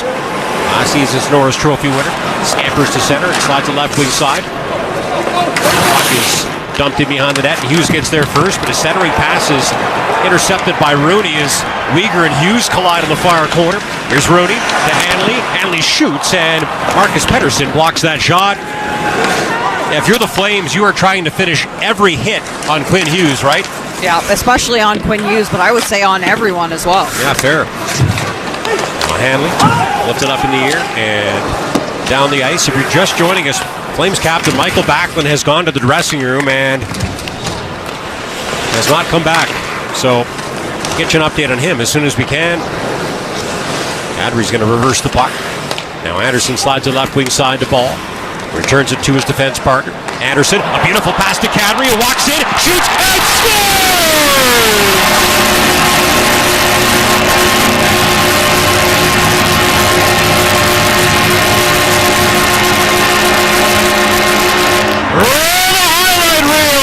What a goal by Nazem Kadri!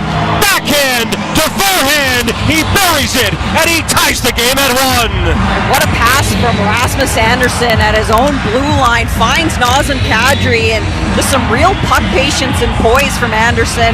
Finds Kadri, who goes right in between the Canucks defensemen, and then just dekes the pants off of Kevin Lankinen, and that's a massive goal with just over 2 minutes left in this first period.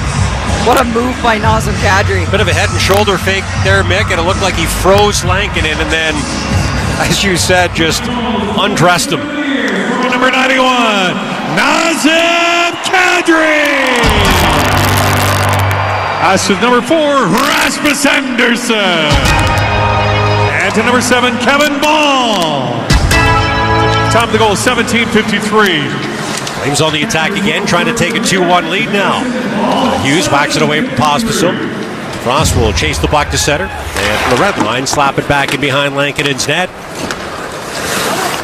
Mancini hammered along the end boards by Pospisil. Sharon Govich in there trying to dig the puck free on the forecheck. Elias Pettersson will pick it up, leave it in the near corner for Hronek. Lifts it up and out. Bean clubs it ahead to Sharon Govich, and that'll be a hand pass called on the Flames with 1 minute and 20 seconds remaining in the first period.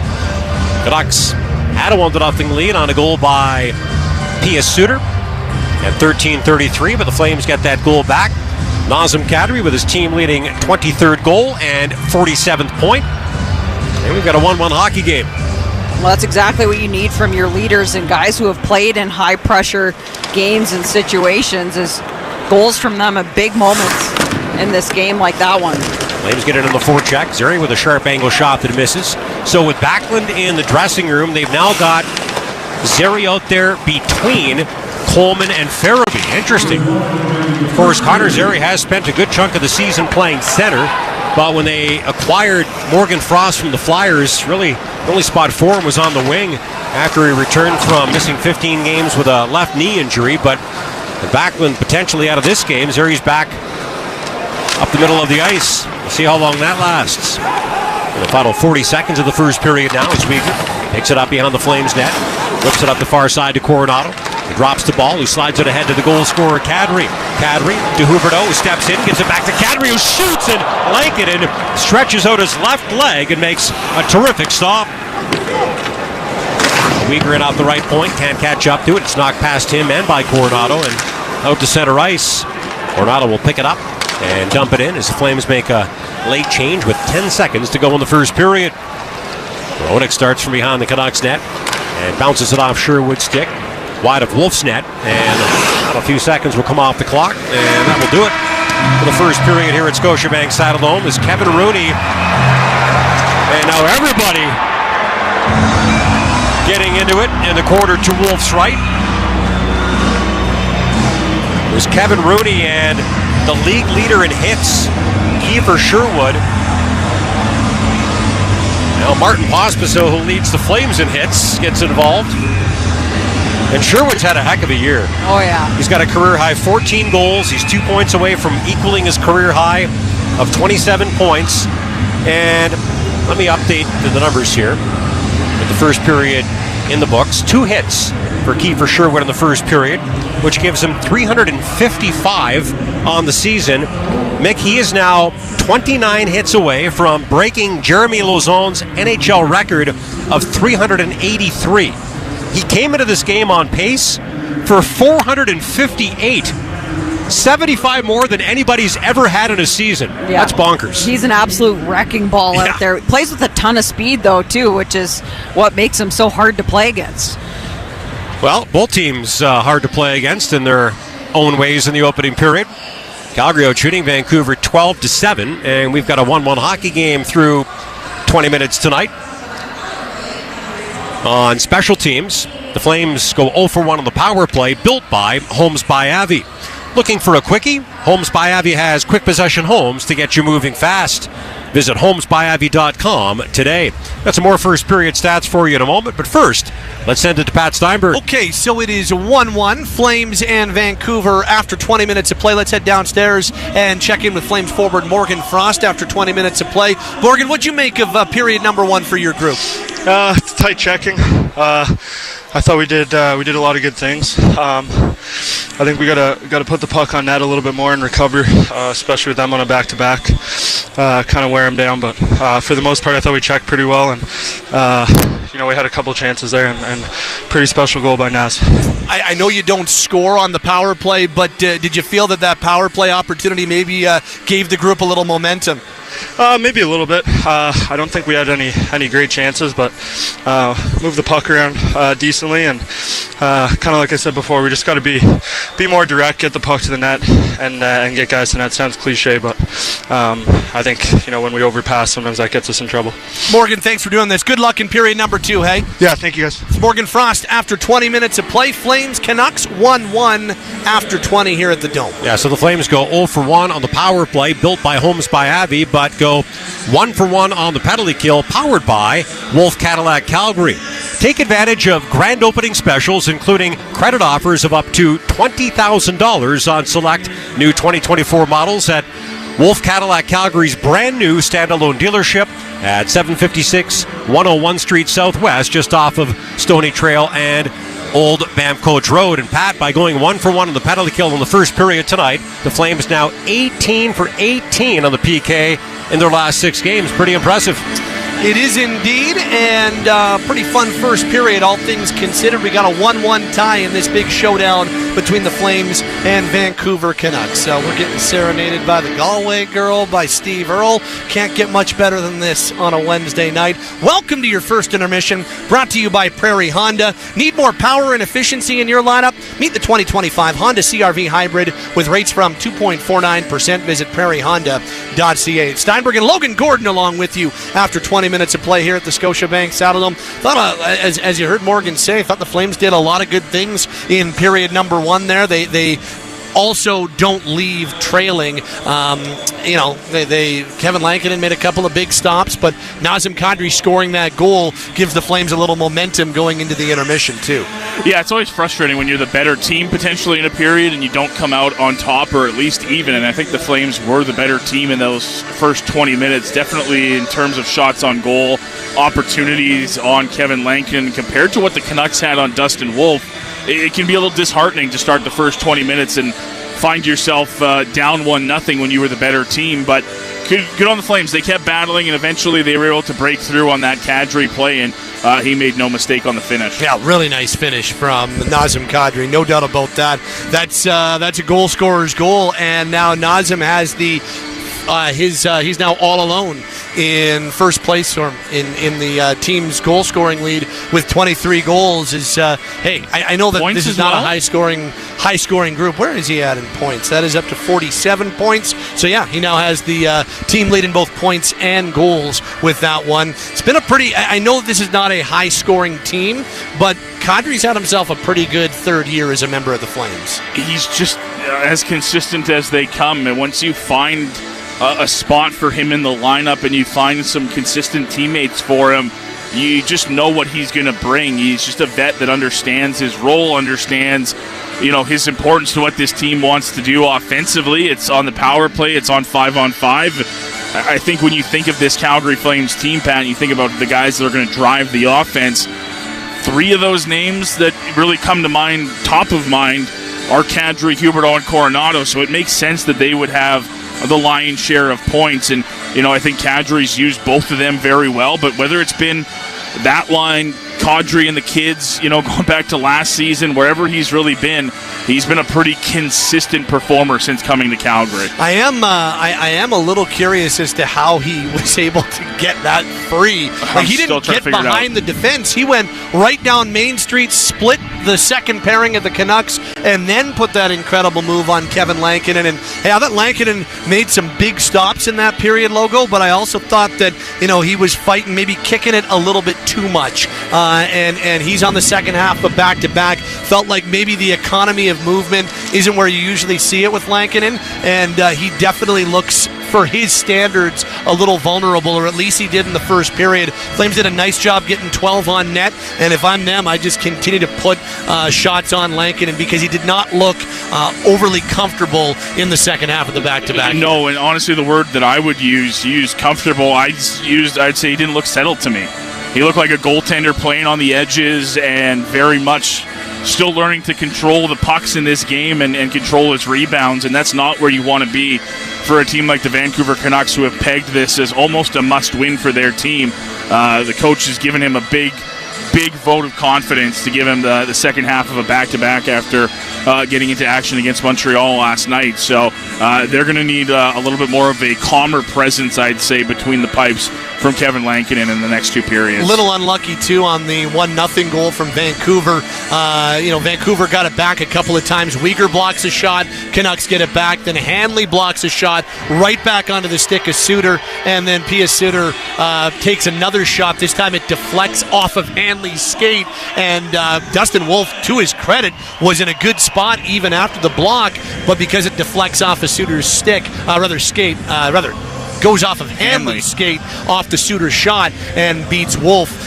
Really no chance on that one. So 2 or 3 things that went against the Flames on that 1-0 Canucks score. I'd also add, in between Suter's first shot that hits Wolf, there's a skater, I can't remember right now off the top of it, there was a Canucks skater or a Flames skater that flashes through Dustin Wolf's line of vision. So I wonder if Wolf has a clean view of that, if he's able to see the puck that goes off of Hanley going right back to Suter and is maybe able to square up a little bit more, because I'm wondering, he saw the first shot go off of Hanley, then all of a sudden there's a body in front of him for a second. He doesn't see that it wound up right back on the stick of Pius Suter. Yep. So it's one of those things that just happens when you play hockey, right? You're going to try to block shots. Unfortunately, sometimes those bounces just land in the wrong spot. The other thing to watch out for, Michael Backlund did not play the final 8 minutes of that first period, and Connor Zary replaced him on that line. So I didn't see anything myself, but I did notice that Backlund was not on the bench as that period went along, so he missed the final about 8.5 minutes of period number 1. We'll see if Michael is back on the bench for period number 2. Obviously, that's a significant thing to watch for the Flames. It's 1-1. Good first period. A little bit of rough stuff. Definitely feisty. Lots of pace out there. And the Flames and Canucks all square at 1 after 20. He's Logan Gordon. My name is Pat Steinberg. We're live in the Peter Maher broadcast booth, brought to you by South Point Toyota. It's time to Toyota under the tower, with hundreds of new Toyotas arriving daily. Get financing as low as 0% OAC, 0 down, and no payments until September 2025. This is Calgary Flames hockey on Sportsnet 960 The Fan. On air and online, this is your home of Calgary Flames hockey. Brought to you by Country Hills Toyota and Green Drop. Sportsnet 960, The Fan. It's always beautiful outside with Green Drop. Hi, I'm Peter Maher.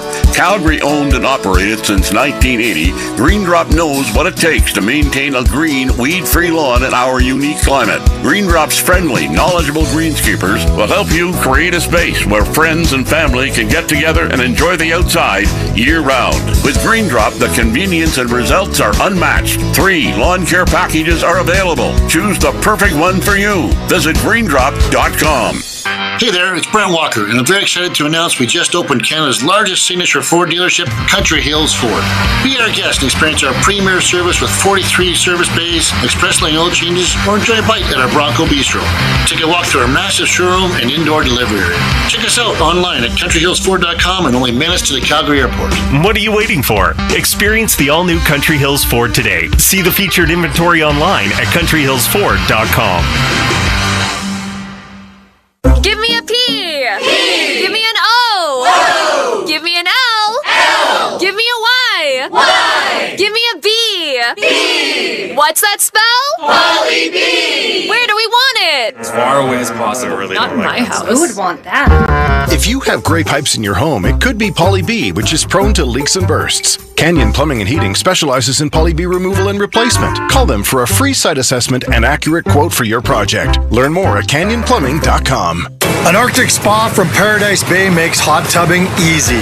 Their exclusive Forever Floor is engineered to sit on any level surface, eliminating costly and painful site prep. The revolutionary auto care water system Spa Boy takes away all the hassles of water care. From their comprehensive delivery and setup to the online proactive monitoring of your spa, they're making it easier for everyone to enjoy the benefits of owning an Arctic spa. You deserve one. Find your Arctic spa at goparadisebay.com. On air and online, this is your home of Calgary Flames hockey. Brought to you by Glenmore Audi and Equus. Sportsnet 960, The Fan. Time to break down the first 20 minutes. You're locked on Flames Talk at the intermission with Pat Steinberg. Sportsnet 960 The Fan, Calgary. Okay, Flames and Canucks tied 1-1 after 20 minutes of play as we continue from the Scotiabank Saddledome tonight. And we hop inside the Flames time machine, brought to you by Paradise Bay Hot Tubs. For all your hot tub and patio needs, come see them at goparadisebay.com. We're going back 3 years ago today on March 12th of 2022. Off the near boards, buckets backhanded behind the net. Wide of Estakov, now it's thrown into the net by Gagne. Markstrom makes the save, and that'll do it.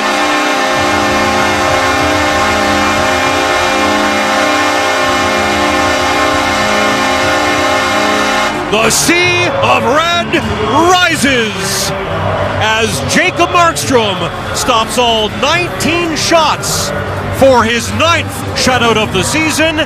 And the Flames tie a franchise record with their 11th team shutout of this 2021-2022 campaign as they defeat the Red Wings by a final score of 3-0.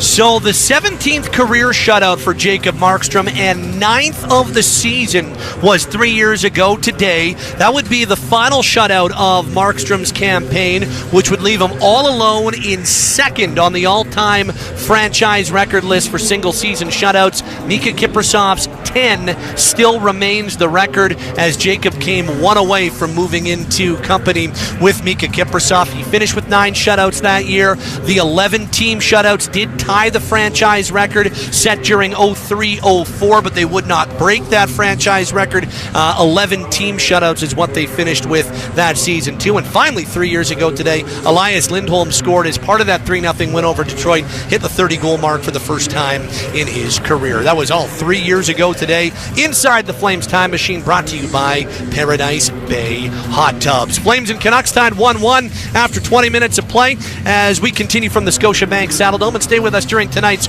post-game show for the save of the game, brought to you by Shane Holmes. For every save a Flames goaltender makes, Shane Holmes donates $5 to Kidsport Calgary. Visit ShaneHolmes.com, the better way to build. Time for your first period scoring summary. It was Vancouver opening the scoring tonight. Beetle whip it up the near side to Suter. As his area penalty comes to an end. Suter back to Hronek with a shot, blocked in front.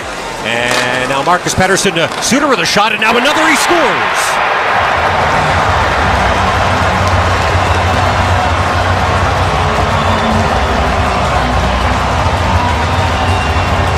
Pius Suter's first shot was stopped, but he picked up his own rebound and buried it. And the Canucks strike first and take a 1-0 lead. Number 17 on the season for Pius Suter, Marcus Pettersson. Philip Hronek, the only assist at 13:33, gave the Canucks a 1-0 lead. That lead lasted exactly 4 minutes and 20 seconds until Nazem Kadri took matters into his own hands. Kadri's going to reverse the puck. Now Anderson slides the left wing side to Ball. Returns it to his defense partner. Anderson, a beautiful pass to Kadri, who walks in, shoots, and scores! Roll the highlight reel! What a goal by Nazem Kadri! Backhand to forehand, he buries it, and he ties the game at 1. Team leading 23rd of the season for Nazem Kadri. Rasmus Anderson with the up pass. Kevin Ball, the second assist, 17:53. That's why this game's all square 1-1 after 20. Flames outshot the Canucks 12-7 in the first. Both teams go 0 for 1 on the power play, and it is 1-1 after 20. That's your first period scoring summary. Now, out-of-town scoreboard brought to you by your Alberta Ford dealers. If you're looking for a truck that's smart and tough, get yourself into the 2024 Ford F-150. For details, visit your Alberta Ford store or Ford.ca today. Just one other game going on right now. 5 points for Patrick Kane tonight as the Detroit Red Wings lead the Buffalo Sabres 6-3 late in the third. Just about ready to drop the puck in Utah as they'll be hosting Anaheim, and then 8:30 Seattle is at home to Montreal. Out-of-town scoreboard brought to you by your Alberta Ford dealers. See if the Flames can carry on the momentum after Nazem Kadri's late first period goal to tie it. We're all square 1-1. Flames and Canucks after 20. That'll wrap up our first intermission, which has been brought to you by Prairie Honda. Derek Wills, Megan Mickelson standing by. They've got second period play-by-play around the corner. Suter for Vancouver, Kadri for Calgary. 1-1 after 20. Second period next. This is Calgary Flames hockey on Sportsnet 960 The Fan. On air and online, this is your home of Calgary Flames hockey. Brought to you by Eastside Dodge and Shane Holmes. Sportsnet 960, The Fan. With a powerful two-motor hybrid system, all-wheel drive, and tons of cargo space, the Honda CR-V Hybrid was made for adventure. Okay, everyone, we're here. But with heated front seats, Apple CarPlay, and a cozy interior, it was also made for comfort. Oh boy, I think we're going to stay here for a sec. Get adventurous and get cozy with the 2025 CR-V Hybrid. In stock today with rates from 2.49%. Plus, get a $1,000 Honda bonus. Visit prairiehonda.ca. When you want your power team to be as reliable as your power supply, you need a partner who understands. That's why members like Mike from Corney Farms choose Equus. The partnership with Equus is based upon service, communication, and reliability. They stick to their word, and they actually have a physical presence in the community as well. Local, responsive, and dedicated to your success. Experience the Equus difference. Choose community. Choose Equus. Become a member today at equs.ca. It's game time. You're listening to Calgary Flames hockey on Sportsnet 960, The Fan. 1-1 through 20 minutes here at Scotiabank Saddledome in Calgary. Huge game for both sides, with Flames currently sitting in the second wildcard spot in the Western Conference, 1 point ahead of the Canucks.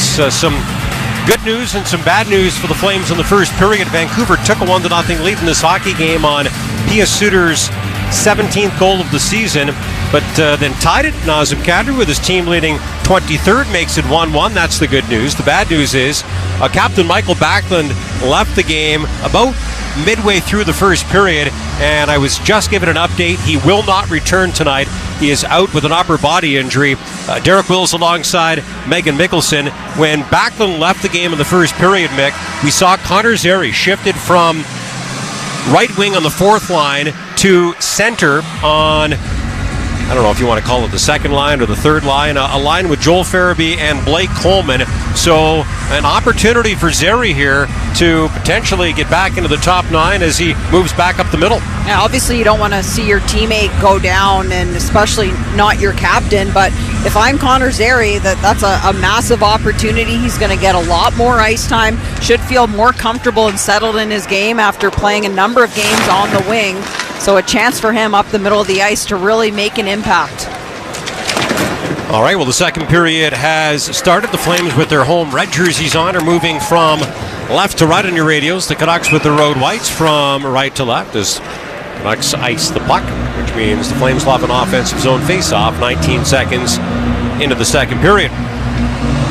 Now, one thing Ryan Huska talked about coming into this game was, obviously it's a massive game, but is the fact that you still have to prepare the same way that you would for any other hockey game. And pretty much they're comfortable playing in these games now, high pressure. They feel like they've been playing playoff hockey now for a couple of months. So a big game, but seeing much of the same Flames game and playing their style, their way of hockey. Back to the right point. Here's a shot off the stick of the former Flame forward, gloved by Wolf, and he'll hold on. Canucks a little banged up right now. They do get Quinn Hughes back for this game, but no Tyler Myers, and he joins defenseman Noah Juleson and goaltender Thatcher Demko on the injured list. Just a ton of adversity for this Canucks team all season long, whether it was, in the dressing room and what they were dealing with, or injuries, whatever it may be. Thatcher Demko, Quinn Hughes, they've had a lot thrown at them over the course of the season. And I got one more guy to potentially add to that list, Mick. Elias, not Elias, Elias Pettersson, the defenseman, is not out there to start the second. So the Flames down to 11 forwards, and for the time being, the Canucks down to 5 defensemen. Far from ideal on any night, but especially when you're playing in the second half of a back-to-back with travel. Well, especially a guy like Philip Veronik, who played 27 minutes against the Montreal Canadiens last night. He's going to be feeling his legs pretty soon here, but you're right, playing with 5D is not easy on any night. Here's Höglander, twisting and turning. He slides at right point to Veronik. Gives it to Hughes. Stakhanov's to get by Huberdeau. Shovels it in behind the Flames net to DeBrusk. DeBrusk trying to set her, but his pass deflects into the near corner where Kadri scoops it up. What a beauty. He scored the first. He moves it ahead to Huberdeau, who slides the left wing side to Ball, who's going to chip the puck into the far corner. Hughes gets there and gives it to DeBrusk, who races up the right wing side, crosses center, chips and chases, but gets held up by Hanley, and the Canucks will back off to make a change, which gets Uyghur some time and space, and he'll send it out to center to Coronado, who drops to Hanley. He'll play it to Kadri, who knocks it just into Canucks territory, and Forbort will take over. Slides it up the left wing side, ahead to Joshua, who spins and gets it in deep. Hanley will whack it up the far side to Coronado. Tries to make a bank pass, but it's intercepted by Mancini, and now picked up by Garland. Garland's going to fling the puck in from center. Wolf tries to play it, but misses it. Uyghur takes a hit from Joshua and can't get it out. Garland tries to set her, but fans on the pass out in front. Uyghur will pick the puck up. Both teams changing as Uyghur tries to thread the needle, but his pass misses there, and puck is picked up by Elias, or make that Marcus Pettersson. He'll clear it out.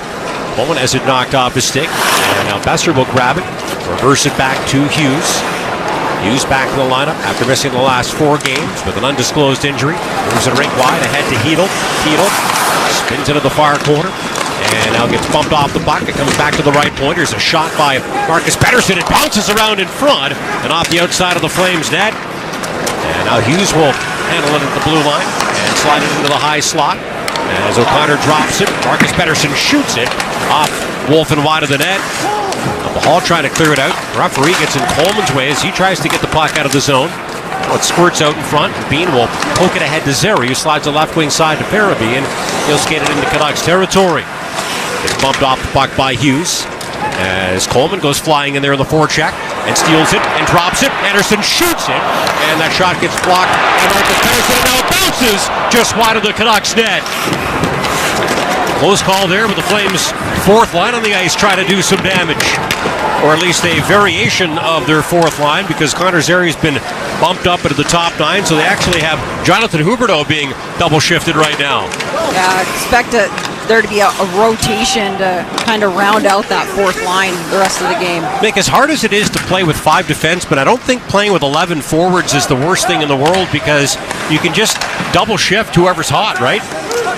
Yeah, at the same time, you want to, I do agree with that, but you want to make sure that you're managing players' ice time. A guy like Jonathan Huberdeau, you don't want to double shift him every single time, but maybe alternate who you're giving that extra ice time to. Forward with a slap shot, stop, rebound in front, and that one's turned aside by Wolf as well. Pospisil dumps the puck in, Sharon Govich chases it, catches up to it, and tries to shoot it, but that shot gets blocked by Mancini. Pospisil has it played into the near corner to Frost, but the pass is picked off by Bluger, and he'll clear it out. Hanley gives it to Sharon Govich, reverses it to Pahal. He'll slide it over to center to Frost, who gives it back to Hanley. Tries to make a pass to Pahal. Pahal does catch up to the puck, but his feed for Pospisil is broken up by Bluger, and now Forbort takes over. Just past the 4-minute mark of the second period here at the Saddle Dome. The Flames and the Canucks in a proverbial 4-pointer are tied at 1 tonight. Kadri back to get it. Scored the game-tying goal. Tries to clear but can't. DeBrusque holds the puck in left point. Throws it into a pile of players. Paul wins a fight for it. Fires it up the far side to Coronado. Crosses the Canucks line. Cuts it and shoots. That shot's tipped by Kadri and stopped by Lankinen. Now Huberdeau with a shot right along the goal line. Turned aside by the Canucks goaltender. Elias Pettersson bumped off the puck by Coronado. His ball gives it to Coronado. Kadri beats him with the puck across the line, though, and the Flames are called offside. This line of Kadri, Huberdeau, and Coronado has been dangerous all night long. And one thing Ryan Huska talked about Matt Coronado when we asked him about kind of rotating Coronado and Zary on that first line, and he said he felt like Matt Coronado was trying a little bit too hard the last few games, and he needed to be a little bit more patient in letting the game come to him, and seems like he's found a nice groove of that here tonight.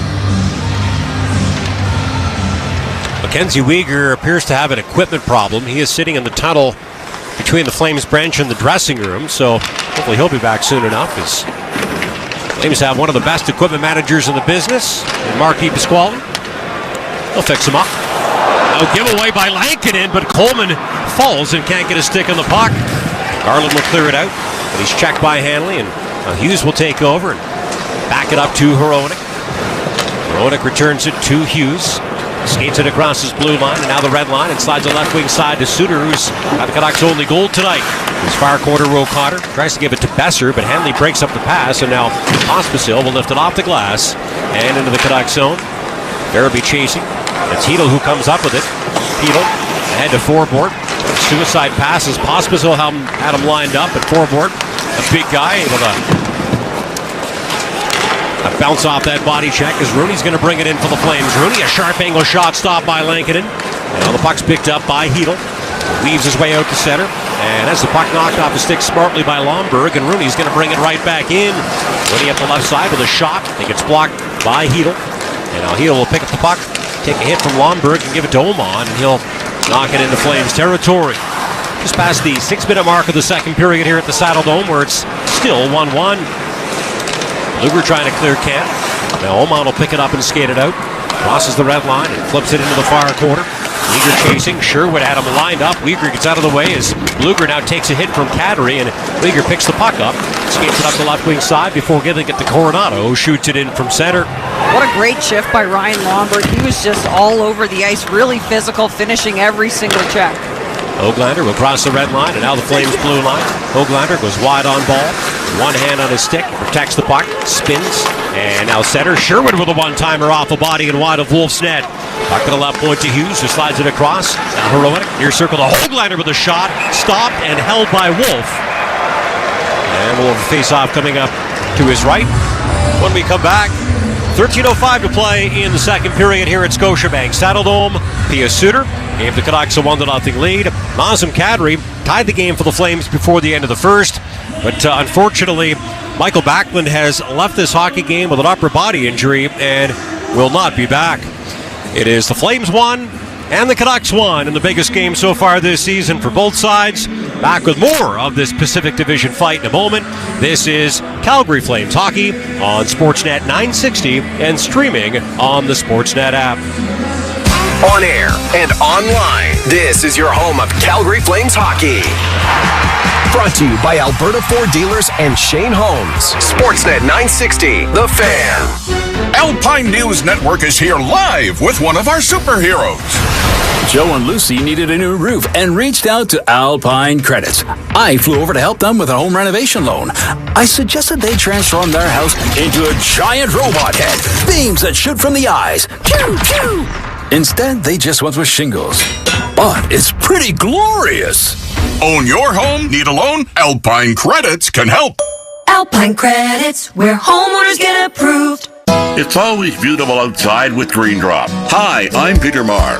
Calgary owned and operated since 1980, Green Drop knows what it takes to maintain a green, weed-free lawn in our unique climate. Green Drop's friendly, knowledgeable greenskeepers will help you create a space where friends and family can get together and enjoy the outside year-round. With Green Drop, the convenience and results are unmatched. 3 lawn care packages are available. Choose the perfect one for you. Visit greendrop.com. You're listening to Calgary Flames Hockey on your home of the Flames. Sportsnet 960, The Fan. Well, Canada's national junior A champion will be crowned in Calgary at the 2025 Centennial Cup. The Calgary Canucks will host teams from across Canada from May 8th to 18th at Max Bell Centre. Get your tickets at hockeycanada.ca/Centennial Cup. Face-off coming up to Wolf's right. Terry loses that draw versus Elias Pettersson. Again, if you're just joining us, Michael Backlund has left the hockey game, so Connor Zary has been moved from the right side of the fourth line to the middle of a line with Joel Farabee and Blake Coleman.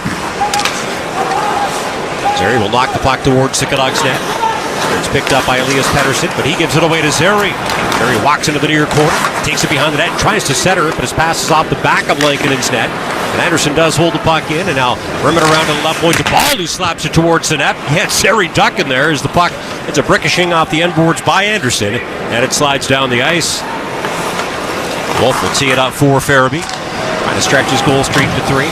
This is Pahal with the pass here. His puck is picked up by Forborg, and he gives it to Garland, who dumps it in behind the Flames net. I don't think Connor Garland is close to being 100% either, Mick. Normally, he plays a lot bigger than he actually is. He's 5'10", 165, but he has been avoiding contact at all costs tonight, and that is not how he usually plays this game. No, he was a question mark coming into this one, too. Jaragovich able to settle it down and carry it in up the right wing side. Jaragovich shoots. That shot gets blocked by Forborg, and he'll bat it up the near boards to Joshua, who lifts it off the glass and into Flames territory. Bean goes back to get it. Gets away from Garland. Gives the puck to Pospisil, who, while carrying the puck, hits Garland. And now retrieves it in behind Wolf's net. Pospisil, right wing side, over to Pahal. Slides it out to center to Cadry, who scored the game-tying goal in the first. He loses it, and Alhito finds it, protects it from Huberdeau, and ends up taking a shot at his own goaltender, Lankinen. And Alhito recovers the puck and leaves it behind for Hronek. And the Canucks will cleanly break out this time. Crosses center and shoots it in. Puck rims around to the right point. Hronek can't get there in time to keep it in, though, and he'll just dump it in as the Canucks have to clear out on a delayed offside call. Hanley being chased by Besser. Bounces it off the boards and out. Besser's going to dump it back in from center. Wolf wanders into the trapezoid and makes a quick pass and a good one up the right wing side to Cadry, who crosses center and shoots it in behind Lankinen's net. Coronado gets there first. He has it knocked away from him, but Bean will keep the puck in left point and rim it around to the right point to Weegar. Weegar across the line to Bean. Good take by Bean, who shoots off the stick of Cadry, and Lankinen gets a piece and knocks the puck wide of his net. Nazem Kadri's had some really nice deflections in tonight's game, Mick. He really has, and it's been the shot mentality, though, too, and recognizing when the shot's coming, he heads right towards the net. We got a penalty call coming up. Ryan Lomberg going after Quinn Hughes, and that isn't going to end quietly or peacefully. Well, Ryan Lomberg wasn't going to come into this game quietly and peacefully either. 2 fights in the last game against the Vancouver Canucks, and in this second period especially, Ryan Lomberg has just been all over the ice, and he's hot as he heads to the penalty box right now.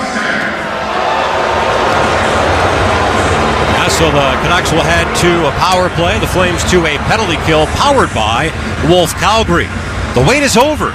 Canada's newest Chevrolet GMC Buick dealership is now open, with grand opening sales and savings of up to $12,500 until March 31st. Visit Wolf Calgary at 756 101 Street Southwest, just off of Stony Trail and Old Banff Coach Road. Wilsey, I just got to look at the replay, and Ryan Lomberg's hot because he was saying to Quinn Hughes that was a dive. He felt like he went down a little bit too easily on that play. Canucks 0 for 1 on the power play. The Flames 1 for 1 on the penalty kill in this game and 18 for 18 on the PK in their last 6. Flames win the defensive zone draw. And the puck's dumped down the ice by Ball. Good work by Rooney to win that face-off to start the penalty kill. And that is certainly one area where they're going to miss Michael Backlund, Mick. Coming into this game, he had taken 257 shorthanded face-offs, second most in the league, 210 more than any Flames teammate. Rooney able to come up with a loose puck, clears it to the blue line, not quite out. Now DeBrusk walks into the high slot and centers, but his pass misses Pettersson. Elias, not Elias or Marcus. By the way, Elias Pettersson has not returned to this hockey game. Back to the blue line to Hughes, who gives it to Elias Pettersson, who winds and fires high and wide of Wolf's net. Hughes will hold it in. Slides the right wing side to Elias Pettersson, who gives it back to the Canucks captain. Hughes shoots, and they score!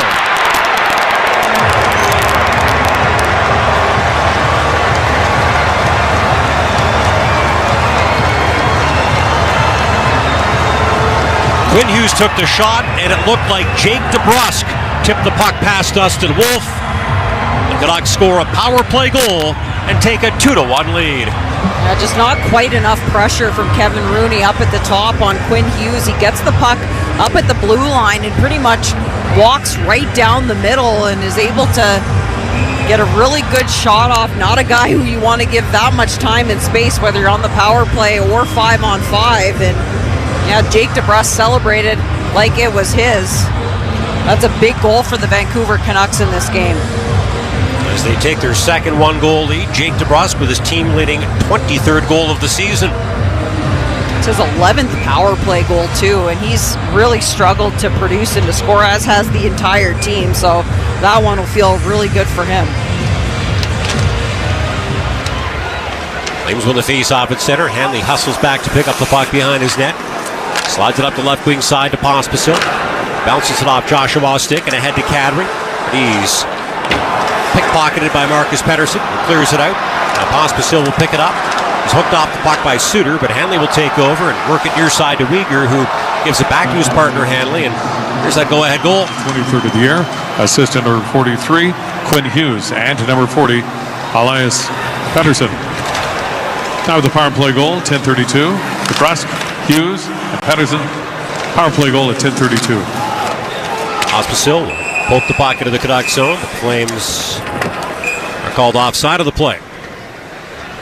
One thing I really liked about the Flames in the first period was their response after the Vancouver Canucks scored their first goal, and that's going to be really important in this second period, and is important in really tight, high-pressure games. Make sure that you don't get too high or too low. Stay even keel and stick with it. Goals by Pia Suter and Jake DeBrusk, sandwich one by Nazem Kadri, and with 8:47 to play in the second period here at Scotiabank Saddledome, it's the Canucks 2 and the Flames 1. And this is Calgary Flames hockey on Sportsnet 960 and streaming on the Sportsnet app. On air and online, this is your home of Calgary Flames hockey. Brought to you by Wolf Cadillac and Alpine Credits. Sportsnet 960, The Fan. Big news, Calgary. The wait is over. Canada's newest Chevrolet Buick GMC dealership is now open. Find Wolf Calgary at 756 101st Street Southwest, just off Stony Trail and Old Banff Coach Road. Experience Canada's newest Chevy Buick GMC dealership with over 40 service bays, plus standalone Cadillac dealership with concierge service. Be among the first to explore Wolf Calgary's state-of-the-art showrooms. Visit them in person or online at wolfcadillacCalgary.com. Early bird deadline is this Friday in Calgary Health Foundation Foothills Hospital Home Lottery. Win the $1 million Canmore Condo Early Bird Prize. Built by Spring Creek, you could be living where year-round comfort meets adventure in this stunning Rocky Mountain retreat, complete with $25,000 cash. Plus, you're in to win the $3.3 million grand prize, show home, and so much more. Early bird deadline is this Friday. Don't miss out. FoothillsHospitalHomeLottery.com. Home Lottery license number 700644. Must be 18 plus. Please play responsibly. You're listening to Calgary Flames hockey on your home of the Flames. Sportsnet 960, The Fan. 8:47 to play in the second period here at Scotiabank Saddledome, where forward Michael Backlund has left the game for Calgary. Defenseman Elias Pettersson has exited the game for Vancouver, where it's the Canucks 2 and the Flames 1. We are bringing you this game from the Peter Maher Radio broadcast booth, sponsored by South Point Toyota. With hundreds of new Toyotas arriving daily, it's time to Toyota at South Point Toyota. Get financing as low as 0% OAC with zero down and no payments until September 2025, only from my friends at South Point Toyota. Puck is flipped into the Flame zone. Uyghur goes back to get it. Banks it off the boards but not out. Forward Corps keeps it in left point. Worms it around to the far corner. 44 in red. Hanley beats 44 in white Sherwood there. Got to fight for it along the far boards as it pops out of that pile of players, and Uyghur will lift it up in the air and into Canucks territory. There's a bouncing off the referee, and then we've got a pile up in behind Lankinen's net, and some punches being thrown. Now Joel Farabee coming in hot on the forecheck. He was trying to negate the icing as Mackenzie Uyghur lifted the puck up and over his head, and it was a close race, but Farabee just giving one extra little shot to Bluger there, and that's what started those extracurricular activities. But you like the edge that the Flames are playing with. You know that this is going to be a physical game, and making sure that you're up to the task is important. Face-off coming up to Wolf's right. Backlund out. Zeri now centering a line with Farabee and Coleman. Zeri will take this face-off against Hedl. Wins the defensive zone draw as Hanley slides the left wing side to Farabee. Cuts to the middle of the ice, crosses the red line, and now the Canucks blue line. It works the left wing side to Zeri. Center is looking for Farabee, but it bounces over the blade of his stick. Now Coleman will lock it down low to Farabee, who leaves it behind the net for Zeri. Turns into the far corner and drops to Coleman. Coleman trying to center it. Farabee whacking and hacking away, but Lankinen hangs on. Well, some early chemistry on this line of Zeri, Farabee. Is that what we should call them? That's going to be the Zerby line now. The Zerby line. Zeri, Farabee, and Coleman, and saw a nice dish pass, and then a good net front presence by Joel Farabee. We haven't seen that from him quite as much lately. Saw it in the earlier games when he first came to the Flames, but there he is, right on top of Kevin Lankinen, and a dangerous opportunity as a result. Face-off coming up to Lankinen's right. Frost wins it. Back to the blue line to Bean, who walks the line and shoots. And that shot gets knocked down by Joshua. Now a possible 2-on-1, but Pahal hustles back. Joshua comes in and gets muscled off the pocket behind the net by Bean, who played that odd man rush perfectly. Back to the right point. Mancini with a shot off a body and wide. And I think we've got another Flames penalty call coming up as Garland got dumped. Yeah. Pahal's going to go. So after giving up their first power play goal in 6 games, Flames will be shorthanded again, heading to a Wolf Calgary penalty kill here. Yeah, definitely not what you want. And looking at the replay, it's an obvious penalty as the puck was nowhere near Connor Garland, and an unnecessary one for Braden Pahal. And that's one area of this Canucks game that has looked good tonight is their power play. Face off to Wolf's right. Canucks come up with the puck as Besser tries to slide at left point, but his pass to Hughes is intercepted by Rooney, who shoots it down the ice. So with Backlund out, Rooney and Huberdeau are paired together at forward with Bald and Anderson on defense to start this penalty kill. Pettersson, Elias will drop it off to Garland. Works the left wing side to DeBrusque, who chips the puck into the near corner to Garland, who gets hit by Anderson. His ball will take over. He tries to clear it out, but it ends up deflecting off Elias Pettersson's stick over the glass and into the seats. Now, we talked about the opportunity for Connor Zeri with Michael Backlund out, but there's also opportunity for Kevin Rooney, and he's done a fantastic job, especially in the face-off circle so far, and what a difference he's made on the penalty kill. It's such an important part of what he brings to this Flames team. Face-off to Wolf's left with 1:35 left of the Pahal penalty and 7:16 to play in the second period. The Canucks out in front of the Flames, 2-1. Brusque's pass goes right between two guys back in the blue line, and Hughes will have to chase it back into his own end as Canucks captain and last season's Norris Trophy winner slides the left wing side to Elias Pettersson. Crosses the Flames line. Stick handles in and gives it away to Hanley, who immediately slaps the puck down the ice. Lankinen will tee it up behind the net for DeBrusk. Scored the go-ahead goal, and he'll leave it behind for Hughes. Hughes crosses his blue line, and now the red line. Now the Flames line. Hughes able to get in. Works it right weak side to Besser. Besser spins and plays it right point to Hughes again. Hughes far boards to Besser. Besser steps in and shoots, and that shot gets tipped by DeBrusk over top of Wolf's net and over the glass and out of play again.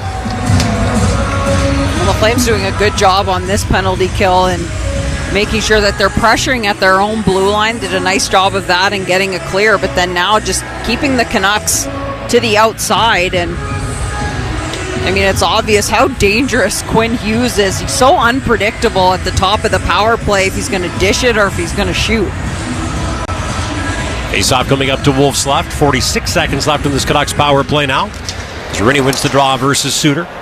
Squirts into the near corner. Huberdeau gives it to Anderson, and he'll sail it down the ice. Lankinen will set it up for Hughes, who has been himself in his return to the lineup tonight. Hughes crosses center, shoots it off. Huberdeau sticking in. Weegar knocks it down and clears it out. He almost sprung Rooney, and now he does. We've got a 2-on-0. Rooney to Huberdeau. He scores!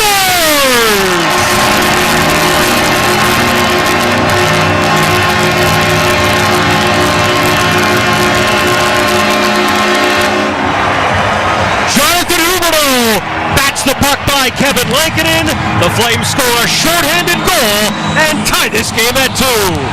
So much for the Canucks power play looking good. The Flames just taking the wind out of their sails completely. But what puck pursuit by Kevin Rooney on the forecheck forces the turnover, and that's what leads to the 2-on-0. But a nice pass. Jonathan Huberdeau on his offside is able to one-time this puck and get it up in a hurry. That's the key, is how he was able to elevate that puck right up under the bar. If he's on his strong side, that's really hard to do. What a shot by Jonathan Huberdeau. What a pass and play by Kevin Rooney. And Mick, that puck was rolling. The fact that he was able to get good wood on it, so to speak, put it right under the bar, impressive. As Jonathan Huberdeau and Nazem Kadri are again tied for the team lead in goals and points. Here's the latest. Assist number 21, Kevin Rooney. And to number 52, Mackenzie Weegar. Shorthanded goal, 13:58. And for the Flames, that is their 6th shorthanded goal of the season. And the 6th the Canucks have surrendered in this 2024-2025 campaign. And Mick, that's a big one. After you give up your first power play goal in 6 games earlier in the second period, to get it back on the penalty kill, huge for the Flames in this proverbial 4-pointer. Yeah, I was just going to say, the puck rolling as well is maybe what allowed Jonathan Huberdeau to get the puck up under the bar. Sometimes it's easier to elevate a puck when it's rolling a little bit, but that's a massive goal and could be the real turning point in this hockey game. Saw the frustration, the body language on the Vancouver Canucks. They're a fragile team right now, and that has to be a really frustrating one for them right now. Kiefer Sherwood almost broke his stick over the boards, held himself back, but you could see it in their response. 5:15 to play in the second period. Flames have trailed 1-0 and 2-1 in this game, but have tied it both times. And here comes Farabee trying to give his team their first lead, but his shot goes off a stick and misses the net. Now Hoaglander comes the other way. Crosses the Flames line and shoots off Beanstick and wide to the far corner. And now we've got a penalty call coming up against the Canucks. I'll tell you what, Brett the Hitman Hart would be proud of that wrestling move by Nils Åman, who takes down Joel Farabee. Bit of a clothesline there. The Flames are going to head to a power play built by Homes by Abbey. Looking for a quickie? Homes by Abbey has quick possession homes to get you moving fast.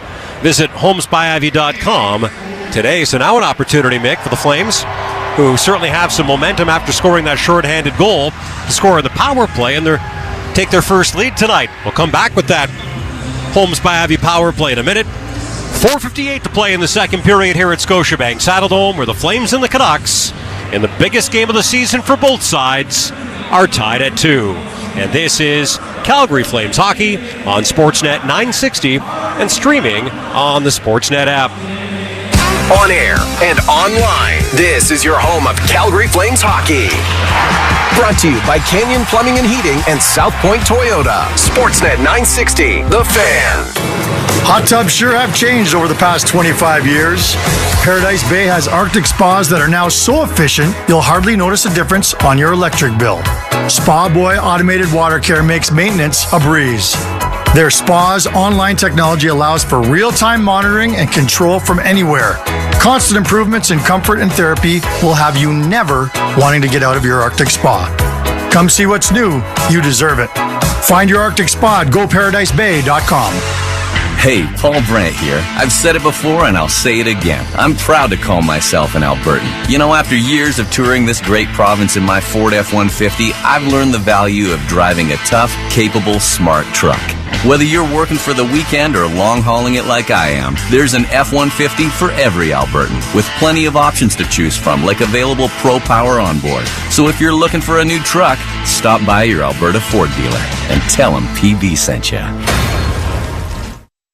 You're listening to Calgary Flames hockey on your home of the Flames. Sportsnet 960, The Fan. Well, following tonight's game, stay tuned for the Shane Holmes save of the game. For every save a Flames goalie makes, Shane Holmes donates $5 to Kids Sport Calgary. For details, visit shaneholmes.com. Shane Holmes, the better way to build. The Flames with an opportunity to take their first lead on the power play. They are even in the special teams battle.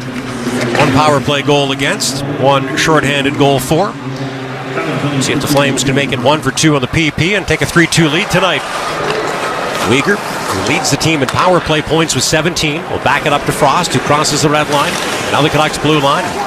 Gets it in deep and catches up to it in the near corner. Frost trying to play it either to Kadri or Weegar, but puck bounces by both guys, and Wolf has to wander out of his net to get it. Give it to Weegar. He slides it near side to Kadri. He'll reverse it to Coronado. Crosses his blue line, and now the red line, and now the Canucks blue line, and swings it up the right wing side to Kadri. This pass bounces off O'Connor, who's able to whack it away from Weegar and back into Flames territory. Frost back to get it. Crosses his blue line, gets to center, saucers it up the near side to Sharon Gomes. Drops to Kadri. Kadri, right point to Weegar. Steps into the high slot and gives it to Huberdeau, who shoots and rips one into the net. They score! Maybe. Where's the puck? It's in! They scored!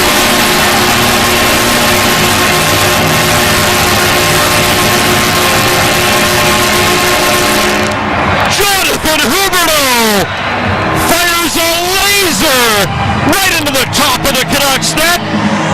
The puck's buried somewhere. The Flames score a power play goal and take a 3-2 lead. Nobody knew where that puck was, but it's because he placed it so perfectly into the top left-hand corner, right above Kevin Lankinen, and it stuck up under the netting. Right behind the water bottle. Right behind the water bottle. That's incredible. What a shot. But for me, it starts with the entry from Nazem Kadri, and that's something the Flames have struggled with on the entry. Gets it back to Mackenzie Weegar. Fake pumps a shot over to Jonathan Huberdeau. Beautiful shot. Scored by number 10, Jonathan Huberdeau. Assist number 52, Mackenzie Weegar. And to number 91, Nazem Kadri. Power play goal, 16:01. Huberdeau's second goal of the night, 24th of the year from Weegar. And Kadri, power play goal, 16:01. Okay, so just an update on the Flames leaders again. So Nazem Kadri scored and jumped out in front of Jonathan Huberdeau with his team leading 23rd goal and 47th point. But since then, Jonathan Huberdeau has tallied not once but twice. So he now leads the team with 24 goals. Kadri second with 23, and both guys are once again tied in points with 48. More importantly, it's the Flames 3 and the Canucks 2 with 3:34 to play in the second period here at Scotiabank Saddledome on this Wednesday night. What a shot that was. I think the only one that was sure that it was in was Dan Vladar sitting down on the Flames bench. He said to Jonathan Huberdeau right away, that's it. Even the referee who was behind the net had a delayed reaction until he saw the puck literally hiding behind that bar that goes from the top of the net to the bottom of the net, right in the middle, and right by the water bottle. I'm not sure I can remember a goal like that. I've been calling games for a long time. Yeah, puck just getting stuck somewhere that the refs can't even see it. So the Flames have their first lead. If you're just joining us, both teams have lost a player. Michael Backlund left in the first period with an upper body injury and won't be back. And one of the three Petterssons, Elias, not Elias or Marcus, he left the game, and we're not sure if he'll be back. Weegar gets the puck to Frost, bounces it by Marcus Pettersson into the Canucks zone. Back to get it is Joshua, leaves it in behind the net. Marcus Pettersson able to get away from Frost and clear it out. And Suter, who's got a goal tonight, will backhand it down the ice. Icing waved off, so both teams will complete changes. Here's Anderson, left wing side to Bean. Now far side to Hubert. Oh, just misses springing Kadri. Would have been a 2-on-1 with Lomberg of all guys. And now Hughes turns it over as he crosses the Flames line, and Bean will pick it up. Fire a pass out to center to Huberdeau. Huberdeau bounces it off Besser into the Canucks zone. Lomberg clobbers him and steals it and shoots it, and just misses Lankinen's net. Comes back to the blue line to ball left point. Ball with a shot, fought off by Lankinen. Lomberg knocking down the Canucks goaltender.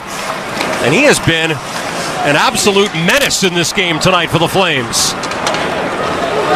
Lomberg hitting everything that moves out there. Especially in the second period, he's just taken it to another level. Sure has. Farabee will cross the red line, float the puck into the near quarter, and go flying in there on the forecheck. He hits Hronek, and Zeri digs the puck free and bats it in behind the Canucks net. Beaumont being chased by Farabee.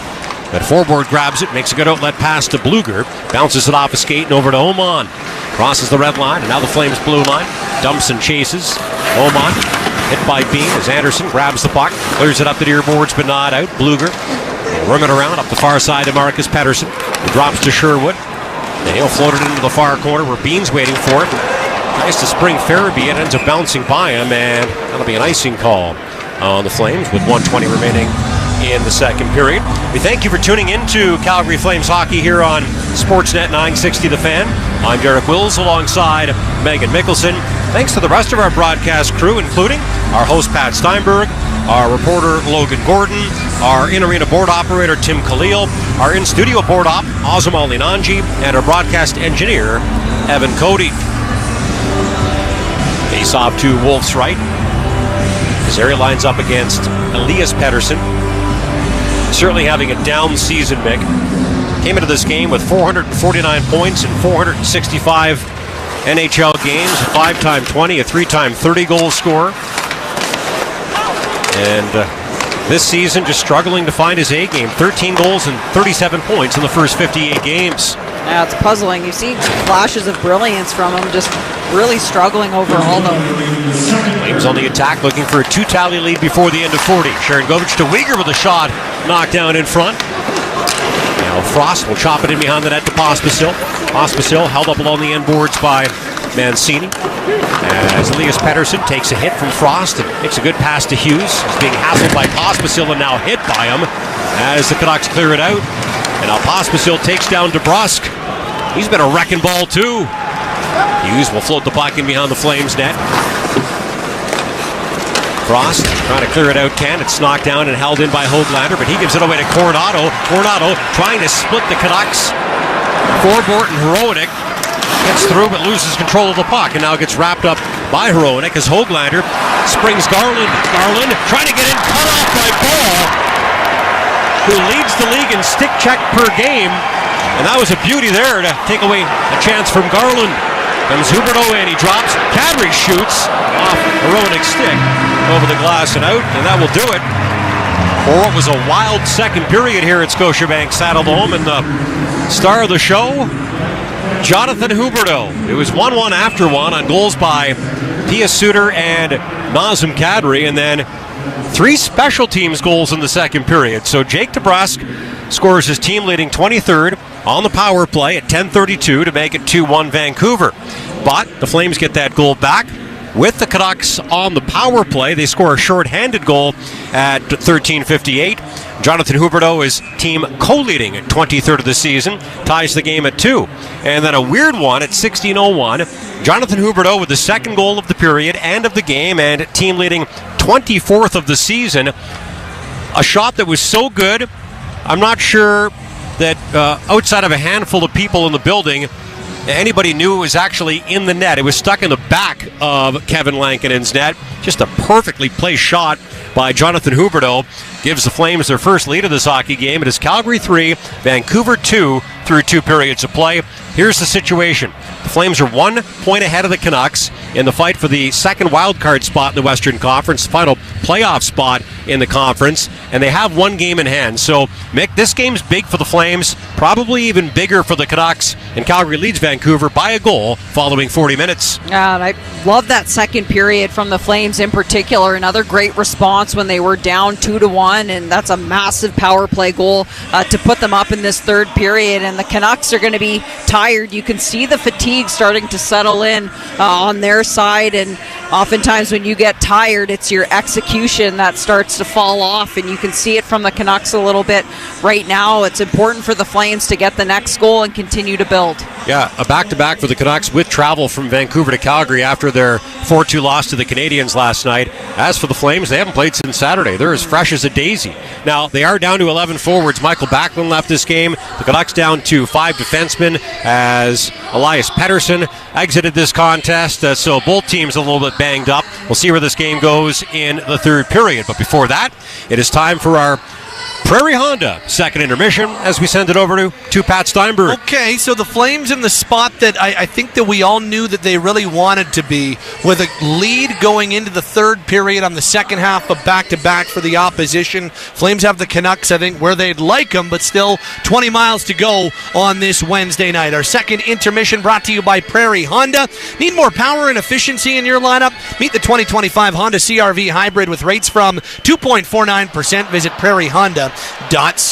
It's Steinberg and Logan Gordon along with you after 20 minutes of play here at the Scotiabank Saddledome. And, Logo, Vancouver, I actually quite like their first little bit of the first period. They take the 1-0, the 1-goal lead on the Jake DeBrusk power play goal to make it 2-1, get another power play after that. But how quickly things can turn. Flames turn them over on the penalty kill, and Vancouver just makes an awful decision, and that makes it 2-2. And then from that point forward, the Flames kind of completely controlled the back half of the second period and now have themselves their first lead of the game after Vancouver had taken a 2-1 lead earlier in the period.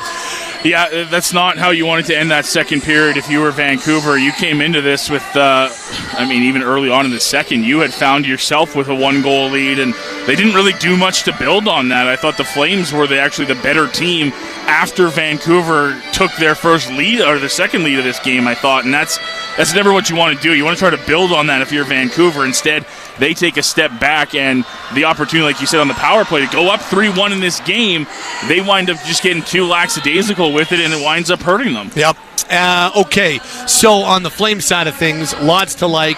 I thought they responded really well after the 2-1 goal, so that was important. And they generally have, at 5-on-5, been the better team the vast majority of this hockey game.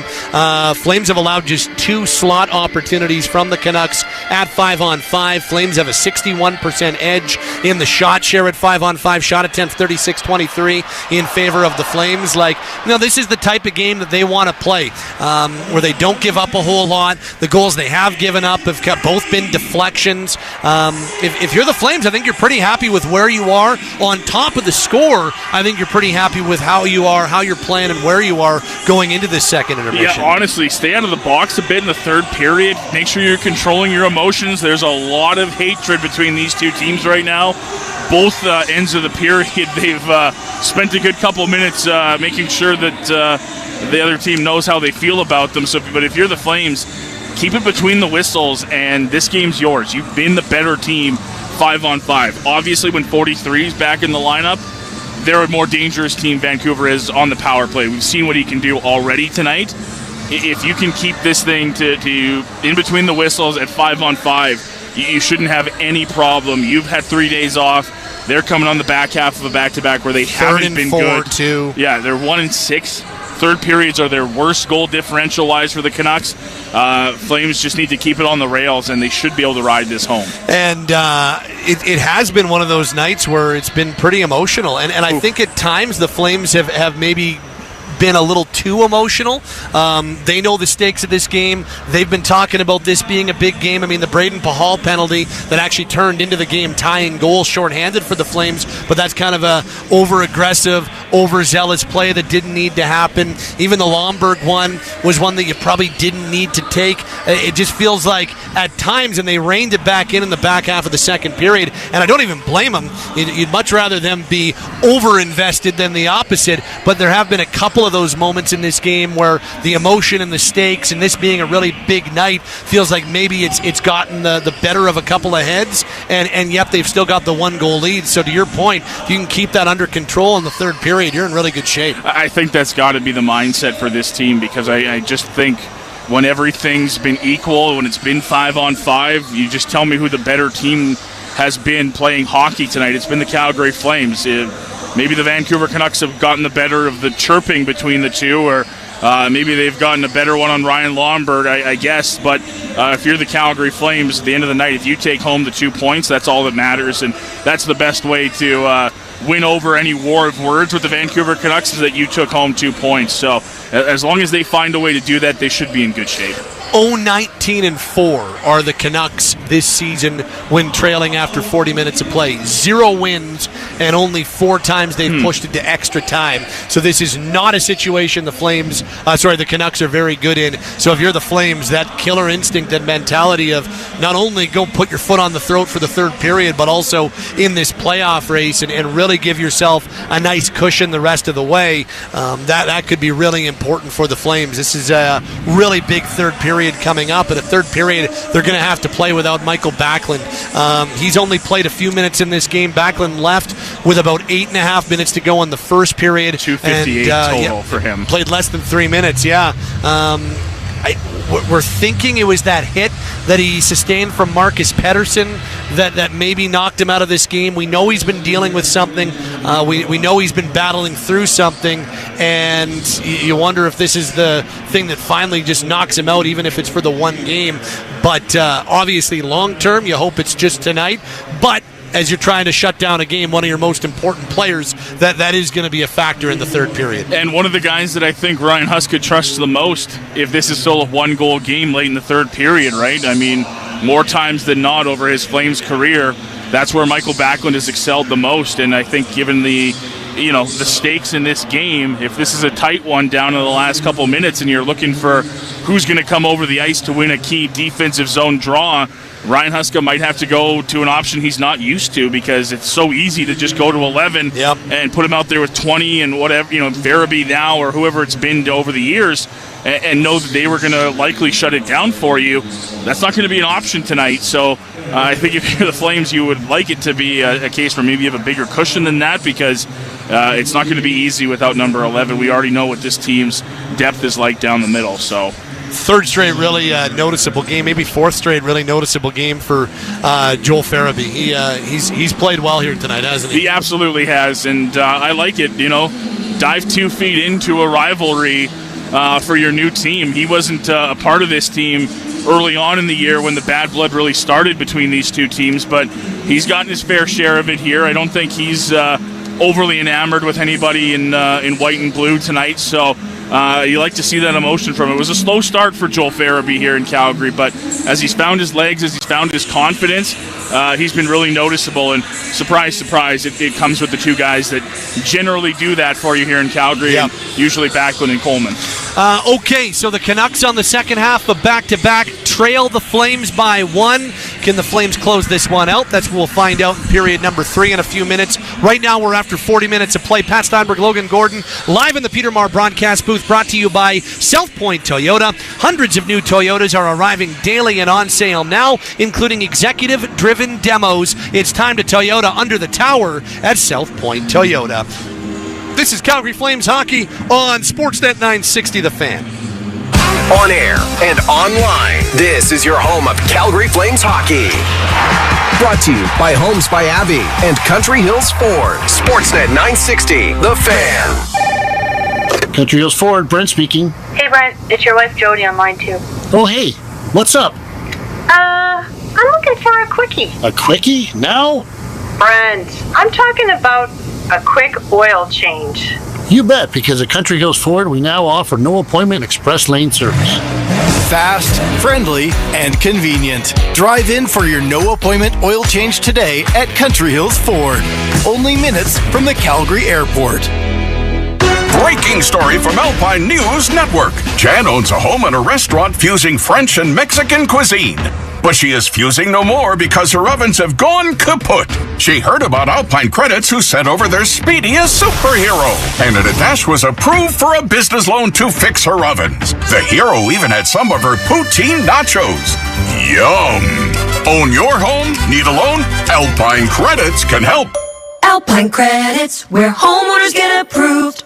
Early bird deadline is this Friday in Calgary Health Foundation Foothills Hospital Home Lottery. Win the $1 million Canmore Condo Early Bird Prize. Built by Spring Creek, you could be living where year-round comfort meets adventure in this stunning Rocky Mountain retreat, complete with $25,000 cash.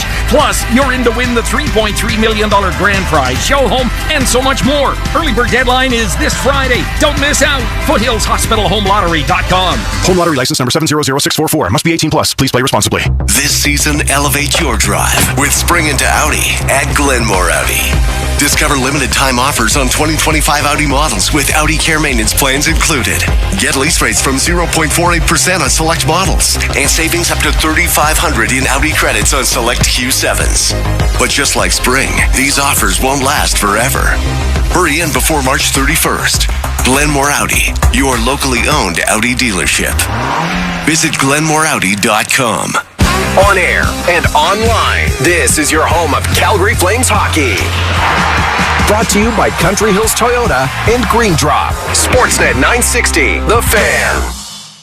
Breaking down the game after 2 periods. You're locked on Flames Talk at the intermission with Pat Steinberg. Sportsnet 960 The Fan, Calgary. Okay, Flames up 3-2 on Vancouver after 40 minutes of play as we continue from the Scotiabank Saddledome tonight. Stay with us during tonight's post-game show for the Save of the Game, brought to you by Shane Holmes. For every save a Flames goaltender makes, Shane Holmes donates $5 to Kids Sport Calgary. Visit ShaneHolmes.com, the better way to build. Time for your second period scoring summary as the two teams traded goals in the first period. P.S. Suter opens the scoring for Vancouver at 13:33 with his 17th. Marcus Pettersson, Philip Roenick, the assist. Answered by Nazem Kadri on a beauty with his 23rd. Kadri from Rasmus Andersson and Kevin Ball at 17:53, 1-1 after 20.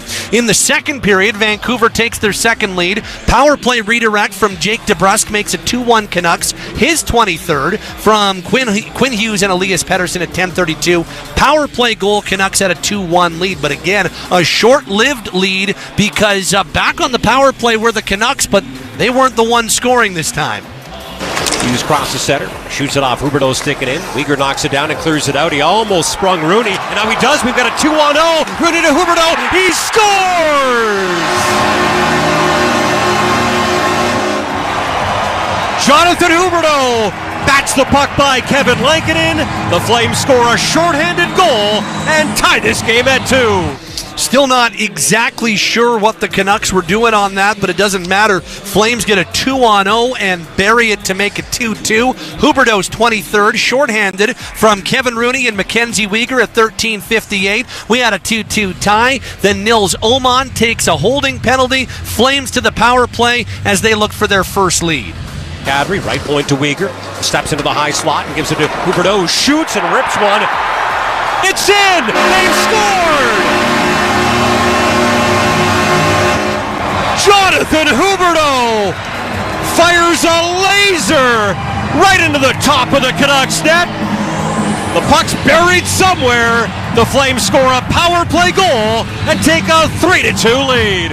Buried behind the water bottle in the actual back of the net, right in the middle. That's how dead on Huberdeau got his team leading 24th of the season and second of the night on the power play to give the Flames their first lead. Huberdeau from Uyghur and Kadri at 16:01. Key power play goal. Flames have scored 5-on-5 shorthanded and on the power play, and they lead at 3-2 now after 40. Shots were 7-5 Calgary in the second. They're 19-12 Flames after 40. Flames 1 for 1 on the power play in the second. They're 1 for 2 tonight. Vancouver 1 for 2 in the second. They're 1 for 3 tonight. 3-2 Calgary after 40 minutes of play. That's your second period scoring summary. Now out of town scoreboard brought to you by your Alberta Ford dealers. If you're looking for a truck that's smart and tough, get yourself into the 2024 Ford F-150. For details, visit your Alberta Ford store or Ford.ca today. Elsewhere on the NHL ice, Jack McBain has the only goal for Utah. They lead Anaheim 1-0 after 20.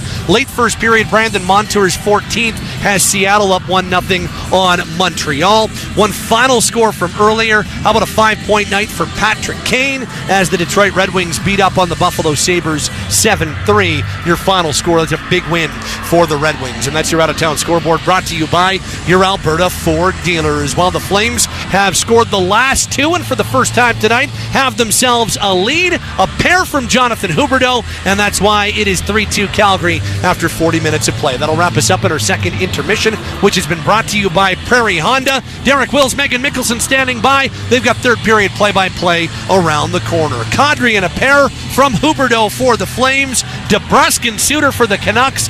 3-2 Flames after 40 in a huge showdown against the Canucks. The third period is next. This is Calgary Flames hockey on Sportsnet 960 The Fan. On air and online, this is your home of Calgary Flames hockey. Brought to you by Glenmore Audi and Equus. Sportsnet 960, The Fan. Would you prevent a disaster if you saw it coming? Of course you would. So what if you knew you were at risk of a heart attack or stroke? I'm George Russick here for HeartFit Clinic. I was shocked when I learned that medical stress tests can miss heart disease and that 83% of people with heart disease have normal cholesterol levels. The experts at HeartFit Clinic have the most accurate screening tests and proven treatments to detect, prevent, and even reverse heart disease. No doctor's referral needed. Take charge and learn what your risk factors are. Book a free consultation today at heartfit.ca. It's always beautiful outside with Green Drop. Hi, I'm Peter Marr.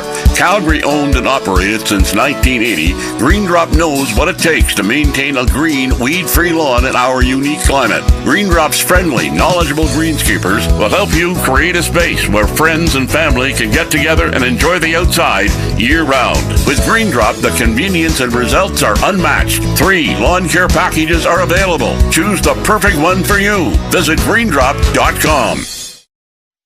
It's game time. You're listening to Calgary Flames hockey on Sportsnet 960, The Fan. Well, it's definitely the biggest game of the season for both the Flames and the Canucks, separated by 1 point in the fight for the final playoff spot of the Western Conference. Calgary sitting in 8th, Vancouver sitting in 9th, and it's been a back-and-forth battle here at Scotiabank Saddledome tonight.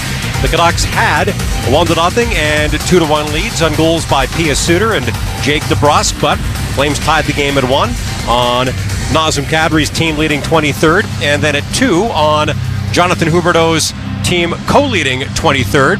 And then the Flames took their first lead of the hockey game with their second special teams goal of the night. They scored one shorthanded to tie it, and then on the power play to jump out in front, Jonathan Huberdeau with the second goal of the second period. He becomes the second player in the NHL this season to score on both the power play and the penalty kill in the same period. Joining the Senators' Shane Pinto, his team leading 24th, gives the Flames their first lead. And as we get set to start the third, they're out in front of the Canucks 3-2 in this proverbial 4-pointer. The Flames, an almost perfect 21-3 when leading through 2 periods of play. The Canucks, the only team in the league that does not have a win when trailing following 40 minutes, 0-19-4. And we'll see where this game goes in period number 3. As far as the direction the two teams are going in, Flames put their home red jerseys on, moving from right to left on your radios in this third period. Canucks with their road whites from left to right as Uyghur will sail the puck into the Canucks zone, but it's quickly cleared out by Hronek. From Sherwood, racing it up the right side. He shoots. He's stopped by Wolf, and the puck ends up bouncing behind the Flames net. Ross trying to clear it, can't. Ball will grab it. Slip it up the near side to Sharon Govich. Who finds Anderson jumping up. Anderson cruises in and tries a shot, but it's off Marcus Pettersson and wide of the Canucks net. And now Sherwood will slide it up the right wing side to Elias Pettersson, who springs Höglander. Höglander fumbles it and can't recover the puck in time to shoot it. Good work by Ball getting back to give him something to think about. Now Höglander takes a shot, and Wolf leaps on top of the loose puck and holds on. And they've got some Canucks trying to push Rasmus Andersson on top of Dustin Wolf, laying flat on his face inside of his crease. Oh, I've been watching Rasmus Andersson all night. He's been quietly pretty spicy. You can see he's wandering around, throwing out chirps, a couple of shots here and there, but a really smart play in this instant as the puck comes out right in front of the net, and Rasmus kind of tucks it right back to Dustin Wolf, and knowing that he can gobble up the puck, freeze it so that they can get a face-off and just reset here in their own zone. Face-off coming up to Wolf's left. If you're just joining us, the Flames are without Michael Backlund. He left in the first period with an upper body injury and will not be back. The Canucks without Elias Pettersson, the defenseman, not to be confused with Elias Pettersson, the forward, or Marcus Pettersson, the other blue liner. But he's out of this game, and I'm guessing he won't be back either. You've done a great job of that tonight, by the way. I think I've messed up a couple of times. Keeping your Pettersson straight? Not bad, not bad. Thank you. You're welcome. Bit of a delay here. Rasmus Andersson needed to have his helmet repaired.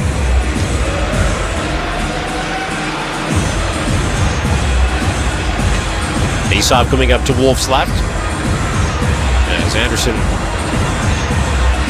buckles up his chin strap.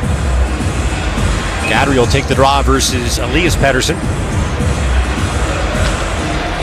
Pettersson wins it. Right point to Marcus Pettersson over to Mancini with a shot that goes wide of the Flames net.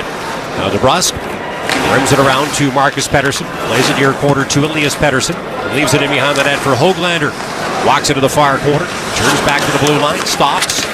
And has it knocked off a stick by Coronado, who bowls over him and moves it ahead to Huberdeau, but he gets cut off by DeBrusk. But we've got a penalty call coming up here.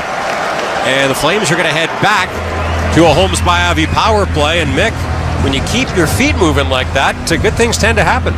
Now, what an effort by Matt Coronado up along the wall, and that's key. It's something that Ryan Huska talked about, Nazem Kadri and Martin Pospisil, and being so good in drawing penalties, and that's exactly how Matt Coronado is able to draw this one, but it's just some relentless checking on Höglander along the wall, gets the puck by him, keeps his feet moving, battles, and draws a penalty, and that's a great play. Flames 1 for 2 on the power play as the Canucks with a defensive zone draw, and Suter will dump the puck down the ice. You know, it's funny, last season the Flames could not score a power play goal when they needed to. And this season, their power play's been pretty timely. A big goal tonight. Looking for another here and a little bit of breathing room. Back to the right point to Weegar. Slides it far half boards to Kadri. Kadri saucers it top of the near circle to Huberdeau. He spins and drops to Weegar. Pokes it far side to Kadri again. Kadri across to Huberdeau. Knocks the puck down. Tries to feed it in front. Pass bounces back to him. Now he tries to swing it to Coronado. It bounces to Weegar instead, and he goes far side to Kadri, who shoots and just misses on the near side. Now the puck gets by Huberdeau, who has to chase it back to his blue line. Huberdeau, far side to Weegar. Weegar will bump it back to Frost. He crosses his blue line, and now the red line. And slide the left wing side to Huberdeau. Tries to drop the Weegar, but Sherwood with a good stick whacks the puck away and now pressures Weegar. Makes a nice pass up the right wing side to Kadri, who skips it across to Huberdeau. Huberdeau in front. Kadri shoots, and Lankinen makes a terrific trapper stop. Here's Anderson across the line to Huberdeau. And now far circle to Kadri. Kadri leaves it in the far corner for Frost, who drops it behind his back to Kadri. Returns the puck to Frost far half boards. Frost to Kadri. Bats the puck into the near corner to Huberdeau with half a minute remaining in this Flames power play. He gives it to Sharon Govich, who then gives it away to O'Connor. Sharon Govich able to whack it away from him, but the puck ends up on Sherwood's stick. And he shoots it down the ice. Anderson will skate it across his blue line and now drop it off to Sharon Govich, who crosses the red line. Works it right wing side to Farabee. He'll drop right point to Anderson. 10 seconds left in the Flames power play. Anderson gonna bounce it towards the net. There he loses his stick. Joshua finds the puck but doesn't clear it. Coleman, ice lot to Sharon Govich, who can't get a shot off.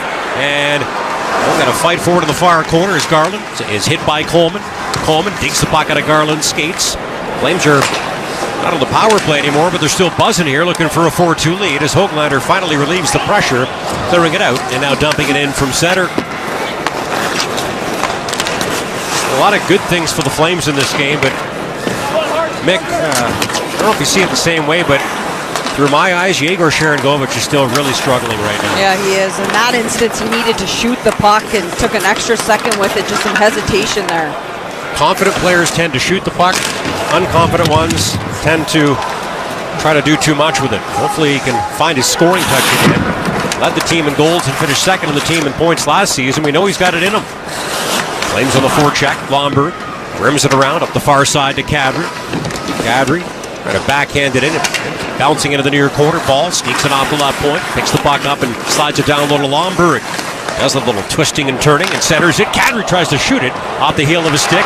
Anderson winds and fires wide of Lankinen's net. Puck held in by Bald, who gives it to Kadri, who drops it to Anderson, who fakes a shot, and now takes a shot that deflects wide of the Canucks net. Didn't miss by much.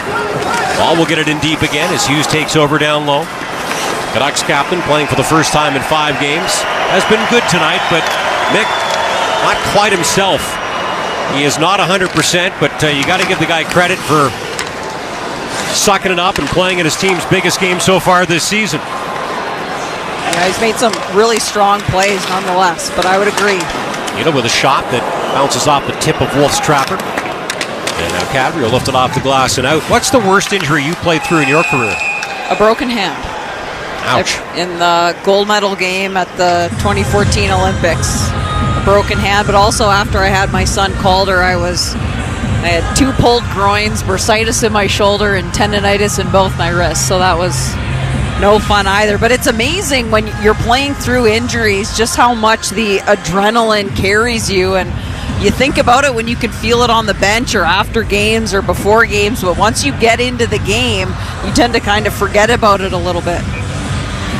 Speaking of Calder, I hear he's a champion. Yes, yeah. Calder, they won their championship game. I think when we signed off at the post-game show on Saturday, I was wishing him luck, and they won. Well, congratulations, Calder. And to all of his teammates as well. There's Hronik to Sherwood with a shot, gloved by Wolf. Shows off a little bit after making that save. I think if we know anything, Dustin Wolf's going to have to be sharp in this third period, and nothing against the way that the Flames play, but the Canucks are, they're going to continue to push. This is still a 1-goal hockey game, a tight game, and they're fighting for their lives right now, but Dustin Wolf looking sharp. Flames have struggled to score, and since the start of 2025, so have the Canucks, and the big reason why is they no longer have JT Miller, they don't have a healthy Quinn Hughes, and Elias Pettersson continues to struggle. No shots on goal through 2 periods of play.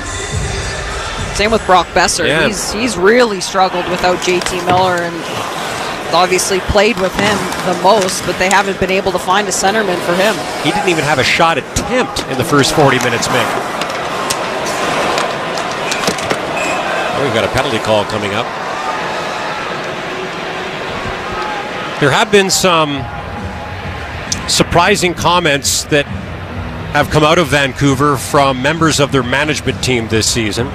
Whether it was some of the comments on that JT Miller, Elias Pettersson situation, about what happened, or I guess didn't happen, with Brock Besser at the trade deadline, and how insignificant the offers were from the other teams who might have been buyers at the deadline. Anyways, just has been one of those seasons for the Canucks. Although down by a goal, they are up by a man here as Connor Zeri's been sent to the penalty box. What'd you see there, Mick? Oh, he got his stick up on the forecheck, a high stick on Pettersson. When Hughes with a slap shot and through traffic, Dustin Wolf makes a great glove save.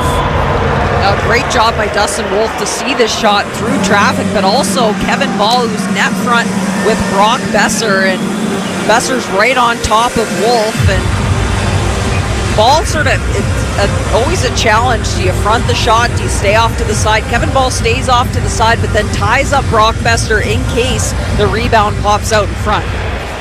Wolf doesn't give up a lot of them, though, does he? No. Here's Garland, right point to Hughes.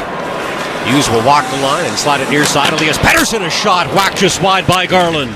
Puck back to the left point to Hughes. Here's Saucers at far side to Besser. Besser back to the blue line to Hughes. And now near circle to Elias Pettersson.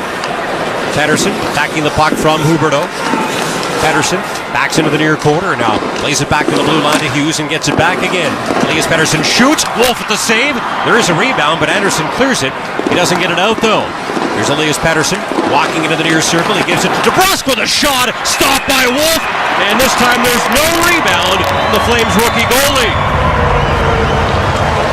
That's a great save by Dustin Wolf. It sees that Elias Pettersson goes from the half wall down to the goal line to Jake DeBrusk, who tries to walk out and stuff, and he's all by himself, so that's a smart play by DeBrusk, and recognizing he had the room, the time, and the space, but Wolf gave him absolutely nothing, and there was nothing near post, nothing 5-hole, nothing far side either, and that's quietly a really good save.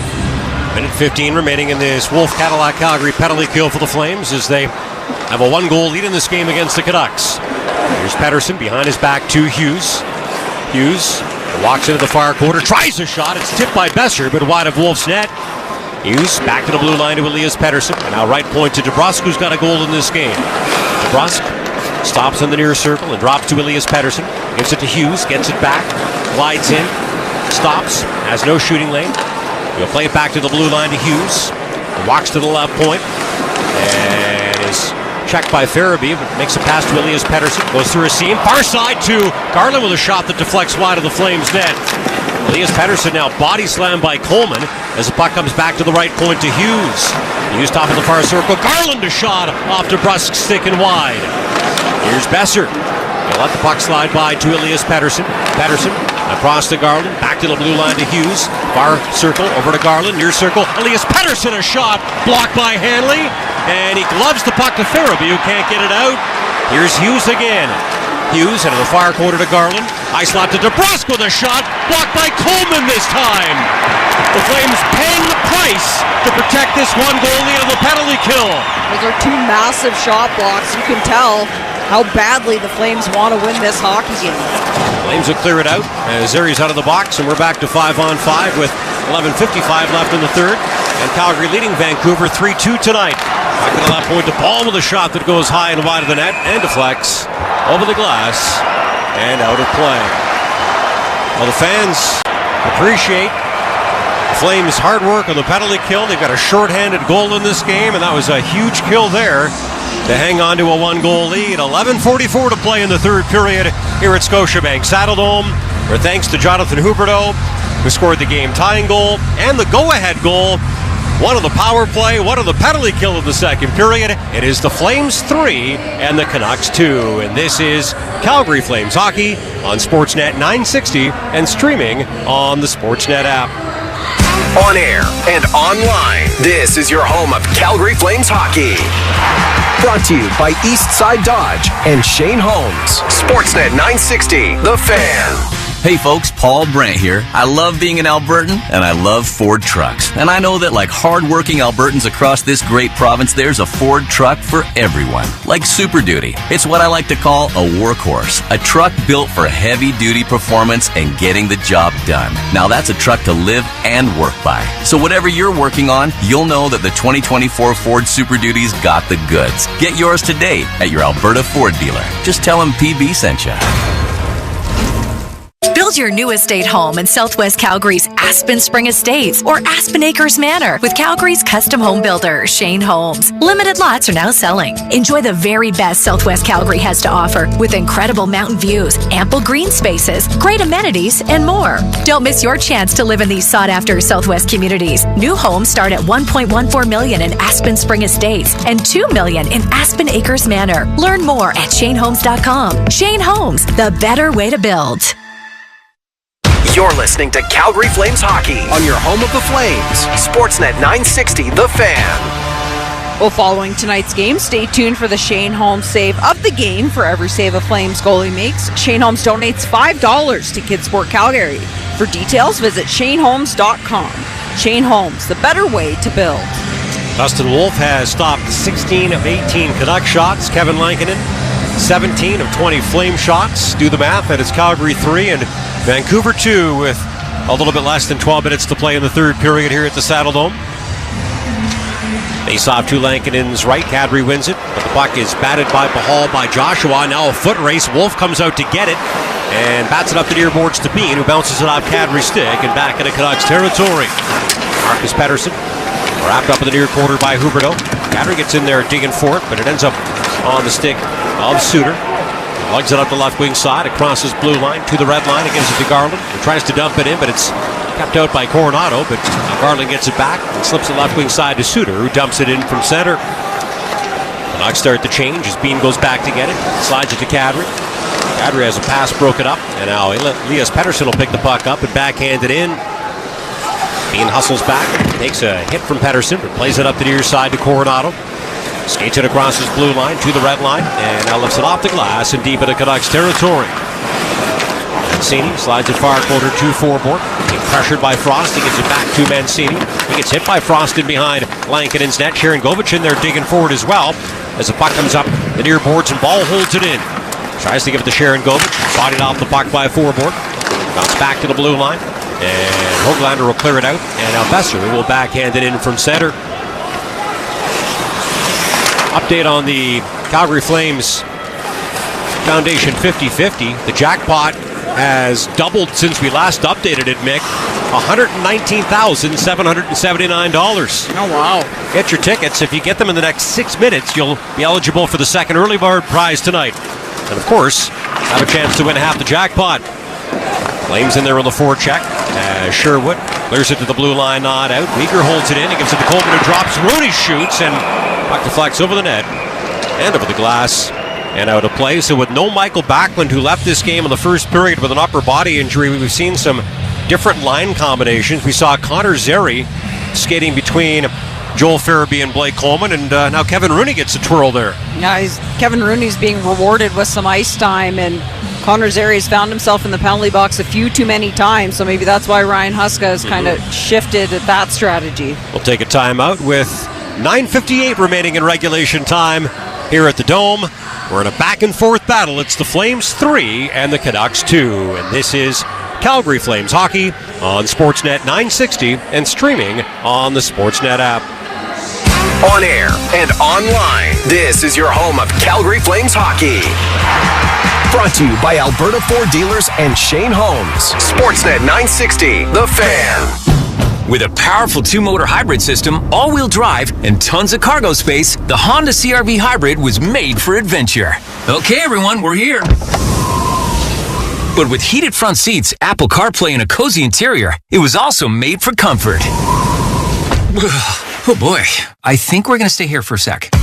Get adventurous and get cozy with the 2025 CR-V Hybrid. In stock today with rates from 2.49%. Plus, get a $1,000 Honda bonus. Visit prairiehonda.ca.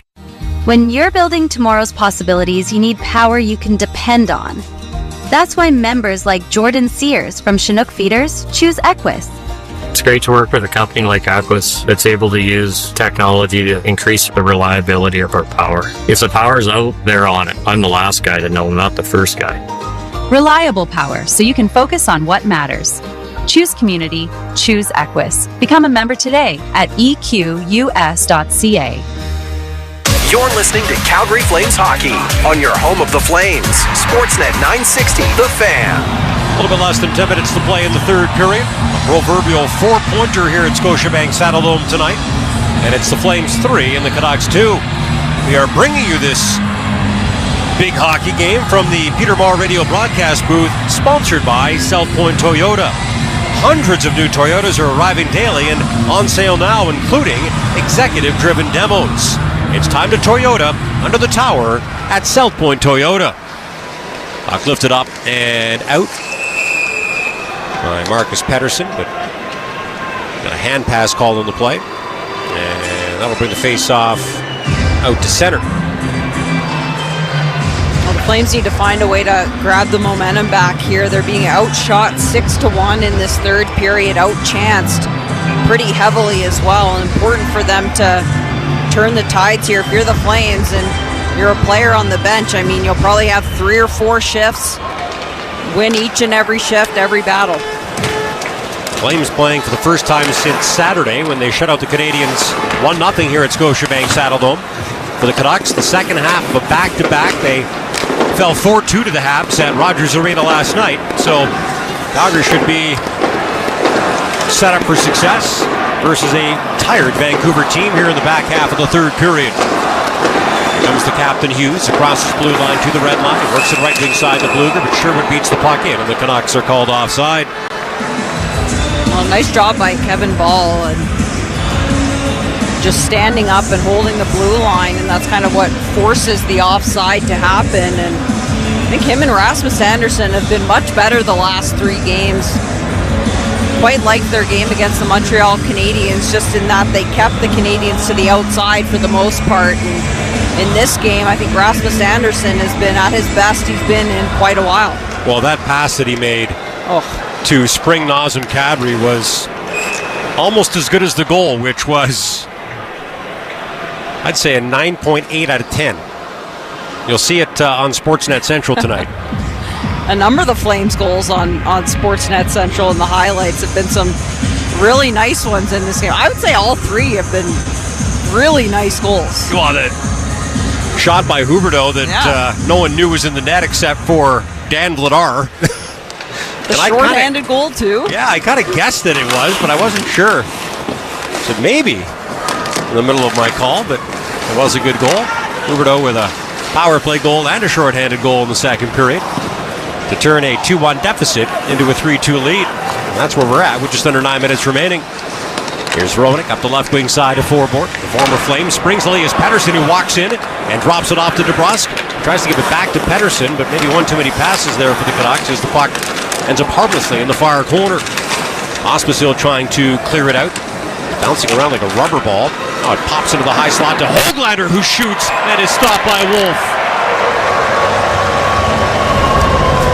That's a great save from Dustin Wolf, and yet another one, and a tricky one as the puck comes out of the pile, and Höglander with a beautiful shot right through Joel Hanley, and that's what makes this save tricky for Dustin Wolf. Is Joel Hanley was pretty much standing right in front of him, a partial screen, but Wolf able to see around him and just kind of awkwardly made that save with his right arm.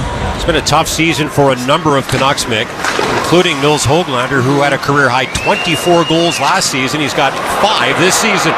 Puck loose in the crease, and Wolf will cover it and hold it, and now some more pushing and shoving after the whistle. I think the Canucks are a frustrated bunch, and maybe trying to get into Dustin Wolf's kitchen here. The Flames aren't going to stand for that. Almost like Pia Suter and Morgan Frost. They were almost about to start fighting. I don't know if Morgan Frost was ready for that one. Martin Pospisil comes in to save the day and break that one up. But, I mean, you like to see that response from the Flames. We've seen that so much this season. And I would say that was one thing that was missing from their game last year, was just being feisty and hard to play against in and around their own net. And they've done such a fantastic job of that this season. And if there's any guys in there hacking and whacking away at whether it's Wolf or Vladar, they're right in there to make sure that they're defending them. Yeah, Suter looked a little pissed off there. That was a good one.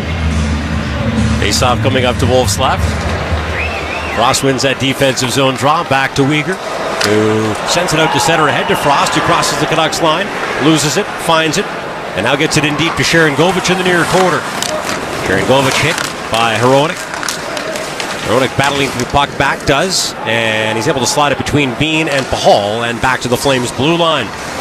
Pahal missing Frost with a pass as Hughes will take over and saucer it up the near side. Hronek moves it up the middle of the ice to Suter. Makes a short pass to Garland. Forced to turn back into his own territory. He'll slip it up the near side to Hronek, who shoots it in behind the Wolves' net. Now less than 8 minutes remaining in regulation time as it's dumped down the ice by Paul. That'll be an icing call on the Flames as they protect a one-goal lead in this big game against the Canucks. Yeah, just a bit of a misplay there by Braden Pahal, and that's something that Ryan Huska's talked about. He's worked on in his game, is just better plays with the puck. We know that he's physical, but they want to make sure that he's making good, smart plays when he has the puck. Face-off coming up to Wolf's right. Rooney again out there for a shift. This time it's between Coleman and Sharangovich. With Backlund out, the lines have been in the blender for the Flames for a good chunk of this game.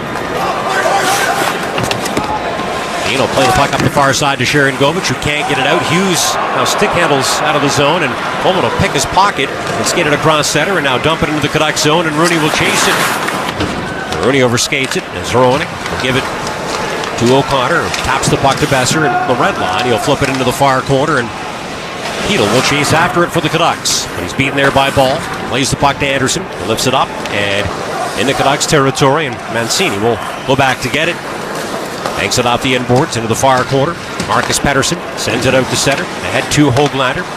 He dishes it off to DeBrusk. DeBrusk slips the puck into the near corner to Elias Pettersson. They'll play it back to the blue line. Mancini with a shot stop rebound. Pettersson scores.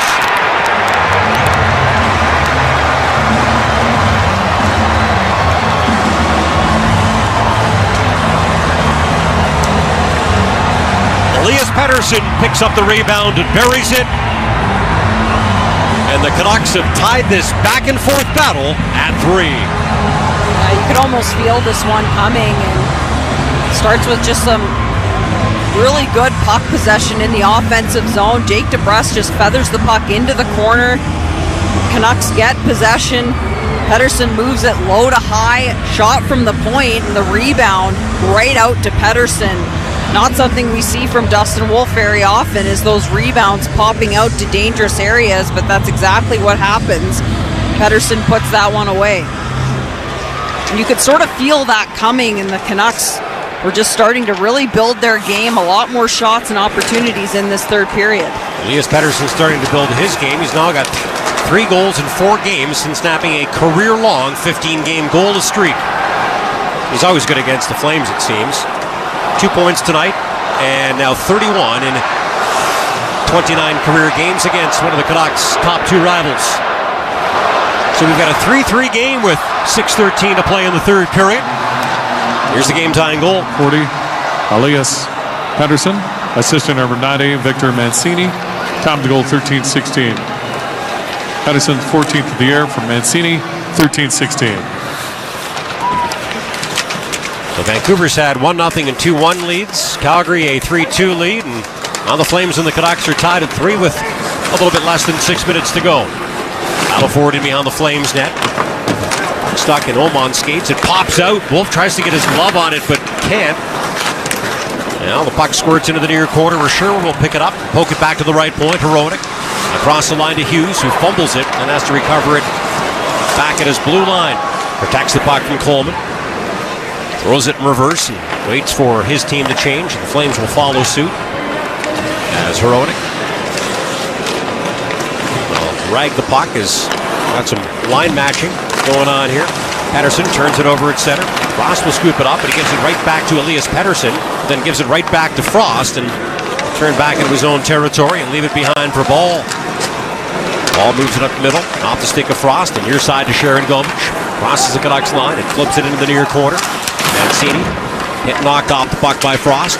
Elias Pettersson trying to clear camp. Sharangovich has his stick chopped out of his hands. He wants a penalty but won't get one as DeBrusk picks it up, carries it across the Flames line and drops it off. Marcus Pettersson back to Mancini with a shot stopped by Wolf. It's loose in front. They whack and hack away, and Wolf keeps it out. Some close calls there, Mick. Massive saves by Dustin Wolf, but that rush starts with Sharon Govich losing his stick in the offensive zone. The Canucks with an odd man rush the other way, and that's how those chances came about. It's funny. Dustin Wolf always seems to be so calm, cool, and collected. There's a mad scramble in front of his net. He's just sitting in the blue paint, cool as a cucumber. Gets his glove on it and gets a whistle. We'll take a break with 4:38 to play in the third period of this huge hockey game here at Scotiabank Saddledome. Pia Suter, Jake DeBrusk, and Elias Pettersson have scored for Vancouver. Nazem Kadri has one.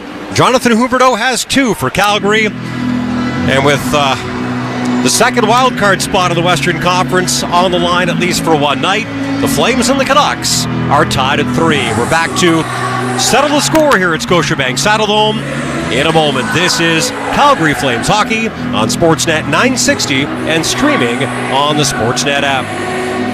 On air and online, this is your home of Calgary Flames hockey. Brought to you by Wolf Cadillac and Alpine Credits. Sportsnet 960, The Fan. Big news, Calgary. The wait is over. Canada's newest Chevrolet Buick GMC dealership is now open. Find Wolf Calgary at 756 101st Street Southwest, just off Stony Trail and Old Banff Coach Road. Experience Canada's newest Chevy Buick GMC dealership with over 40 service bays, plus standalone Cadillac dealership with concierge service. Be among the first to explore Wolf Calgary's state-of-the-art showrooms. Visit them in person or online at wolfcadillacCalgary.com. It's always beautiful outside with Green Drop. Hi, I'm Peter Marr. Calgary owned and operated since 1980, Green Drop knows what it takes to maintain a green, weed-free lawn in our unique climate. Green Drop's friendly, knowledgeable greenskeepers will help you create a space where friends and family can get together and enjoy the outside year-round. With Green Drop, the convenience and results are unmatched. 3 lawn care packages are available. Choose the perfect one for you. Visit greendrop.com. You're listening to Calgary Flames hockey on your home of the Flames. Sportsnet 960, The Fan. 3-3 with 4.5 to play in the third here at the Dome. It has been a seesaw showdown with 2 important points on the line, and with Calgary 1 point ahead of Vancouver for the final playoff spot in the Western Conference. It's Farabee. The drop to Kadri, who shoots off a stick wide of the net and pinballs around, and Roenick's there to pick up the puck for the Canucks, and he'll skate it out to center. Shoots it in behind the Flames net. I think he was short of center there, but there's no icing call in the play, so Canucks will make a change as Anderson takes over for the Flames. Slips it up the left wing side to Ball, gets to the red line and rips it in behind Lankinen's net. Flames struggling to find their game in the third period. Canucks out shooting them 16-1. Gotta flip that switch, Mick. Yeah, no doubt. Here's a shot off the stick of O'Connor, fought off by Wolf. Kadri trying to clear it out. Can't. Puck bounces back to Ball. Rolling on it. They slide it out to center. It ends up bouncing off Huberdeau's stick, or at least Huberdeau thought it touched his stick, but the linesman says no, and that means an icing call on the Flames. A quick shout out to Dan in Detroit. So, while playing a beer league game, he's a goaltender. He said he had his AirPods in listening to Flames versus Canucks here on Sportsnet 960 The Fan. Tried to do the Dustin Wolf hop for one of the periods and didn't go so well. But hey, Dan in Detroit is a dedicated Flames fan listening to the broadcast while playing beer league hockey. So tip of the cap to him. Suter wins an offensive zone draw. Back to the blue line to Hughes, who spins away from Pospisil. Pospisil hit Hughes in the far corners. The puck comes free for Frost, and he'll lift it over Hughes' head and out to center ice. The Canucks are on their toes. The Flames are on their heels here with 3:05 left in the third period of this 3-3 game. Weegar will sail the puck out to center. Frost protects it and now drops it back to Hanley. If you're Ryan Huska, do you shorten your bench here, Mick? Yeah. Absolutely. Go with the guys that are rolling and try to finish it in regulation. And unfortunately, the Flames don't have their captain, Michael Backlund, who would certainly be getting some ice time at this stage of the game. Left the first period with an upper body injury and will not be back tonight. Marcus Pettersson ahead to Elias Pettersson. Stick handles it up the left wing side. Tries a sharp angle shot that's steered aside by Wolf. Now Garland slips it up the near side to Mancini, who knocks it behind the net to Garland. Garland hit and held along the end boards by Hanley. Zary trying to fish the puck out of their feet. Does. And now it ends up bouncing up the near boards but not out. It ends up back on Zary's stick in the corner, and he'll leave it in behind the net for Weegar. Weegar slides it to Zary, who crosses his blue line, and now the red line, and on the Canucks line, and drops to Coleman. Coleman, checked by Hedl, trying to protect the puck in the near corner. He kicks it to his stick, catches up to it behind the net, and leaves it there for Farabee. Tries to center to Zary, it bounces by him back to Ball with a shot, but his stick snaps in half. Now Zary will float the puck in behind the Canucks net to Farabee. Farabee trying to stretch his goal streak to 3. Will leave it down low for Coleman. Turns into the far corner and gets hit by Mancini, but Huberdeau holds it in right point. Huberdeau trying to give it to Coleman, but Blueger picks off the pass and rolls the puck down the ice, and that'll be an icing call on the Canucks, who wanted to make a change but won't be able to. We'll see if the Flames can take advantage of that, and a tired team in the second half of a back-to-back with an offensive zone face-off and 1:37 left. Well, this last shift from especially Joel Farabee and Blake Coleman is more of what you want and need to see from the Flames, especially to finish off this third period, and just being absolutely relentless on the forecheck. Didn't end up getting a shot on net, but kept the Canucks hemmed into their own zone. Faceoff coming up to Lankinen's right. He has not been tested enough in this third period. Nope. Vancouver now out shooting Calgary 17-1. Luger wins a defensive zone draw versus Calgary. Marcus Pettersson will rip it off the glass and down the ice, and that'll be another icing call on the Canucks with 1:29 remaining in regulation time. Now all it would really take for the Flames here is obviously one good play off a face-off in the offensive zone, and you know that they always have plans with those face-offs, and one play executed, a shot on net. The face-off to Lankinen's right. Kadri wins this one. Left point to Hanley. Slides it into the near corner to Huberdeau, who's tallied twice tonight. Plays it down low to Kadri. Kadri, a backhand stop. Huberdeau fighting for the rebound in front, but Blueger ties him up. Now the Canucks will clear it down the ice. This time they get away with no icing call and can sneak in a line change. Weegar dancing just inside of his blue line, protecting the puck from Elias Pettersson, who tied this game in the third period. Weegar gets out to center, crosses the Canucks line, and has a pass to Kadri intercepted, but Coronado holds it in at least momentarily as it now bounces off a body and out, and Weegar will fire it back in from the red line. We're into the final 50 seconds of this 3-3 game. At least the final 50 seconds in regulation time. Here comes Sharon Govich in. Sharon Govich's shot. A good one right into the gut of the goaltender Lankinen, who hangs on. Yeah, that's more of what you want to see from Yegor Sharangovich, is coming over the blue line with a ton of speed, but then getting that shot off right away. You could tell he wasn't thinking.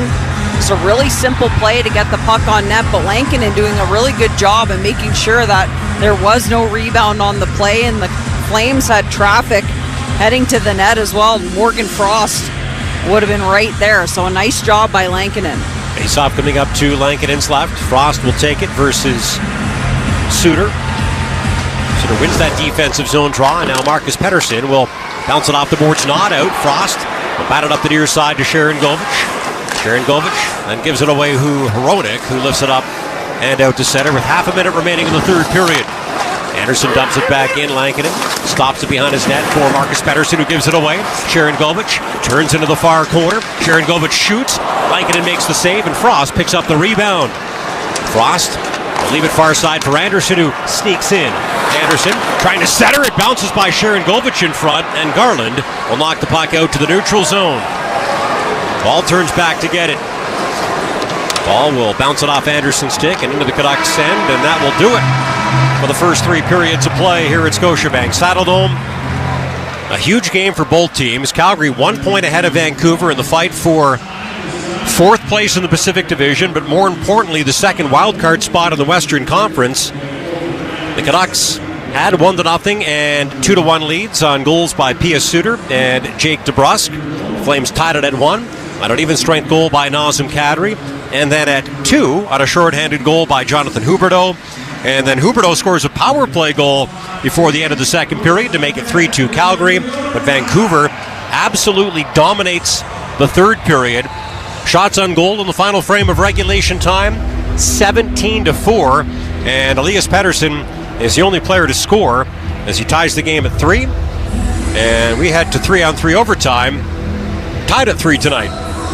Yeah, I think if you look at that third period alone, the Flames are kind of hanging on and lucky to not be down by 1 and end up losing the hockey game. And I mean, that's kind of what they struggled with against the Montreal Canadiens on Saturday, was just finishing really strong. Ryan Huska said he liked the first 2 periods. I have a feeling he's going to say the same thing about this hockey game tonight. But I mean, if you're able to get the job done in overtime, then you kind of forget all of that. If you're on the other end of it, then that's going to sting a little bit. Both teams accustomed to playing 3-on-3 overtime. For the Canucks, this is the 18th time this season they've gone to OT. Overall, they are 6-11, 5-10 in overtime, 1-1 in shootouts. For the Flames, the 17th time they've had to work overtime. They are 6-10 overall, 3-4. Make that 3-9 in 3-on-3 overtime and 3-1 in shootouts. So, best case scenario for the Flames, they will have a 2-point lead with 1 game in hand on the Canucks when all is said and done. Worst case scenario, the two teams will be tied points-wise for the final playoff spot in the Western Conference, but Calgary will, at the end of the night, have 1 game in hand on Vancouver.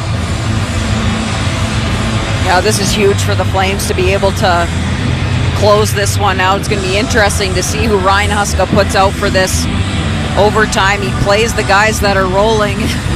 No doubt the guys that are out there right now, and Mackenzie Weegar, Nazem Kadri, and Jonathan Huberdeau have all played excellent hockey games tonight. So if there's any 3 that can get the job done to start off, it's those 3. And for the Canucks, it's Elias Pettersson out there with Jake DeBrusk and Quinn Hughes. Kadri and Pettersson line up for the face-off. And Kadri wins it. Flames wearing their home red jerseys, moving from left to right on your radios here in overtime. The Canucks with their road whites from right to left. Weegar starts from behind his net. And now swings it up the left wing side to Huberdeau. He's trying to complete his hat trick. He bounces it up the boards to Kadri. He spins in and then turns out. He's now being chased by Elias Pettersson. Pettersson all over Kadri as he turns back into his own territory and now drops the puck to Weegar. Weegar crosses his blue line and now the red line. And on the Canucks blue line, Weegar then coughs the puck up. Hughes picks it up and springs DeBrusk. We've got a 2-1-1. DeBrusk get up the left side, drops. Elias Pettersson holds it and shoots it and is stopped by Dustin Wolf. Elias Pettersson drops it to Hughes, who slides it across the line to Pettersson. Pettersson will back it up to the Canucks blue line to Hughes. The captain, playing for the first time in 5 games, will cross the Flames line.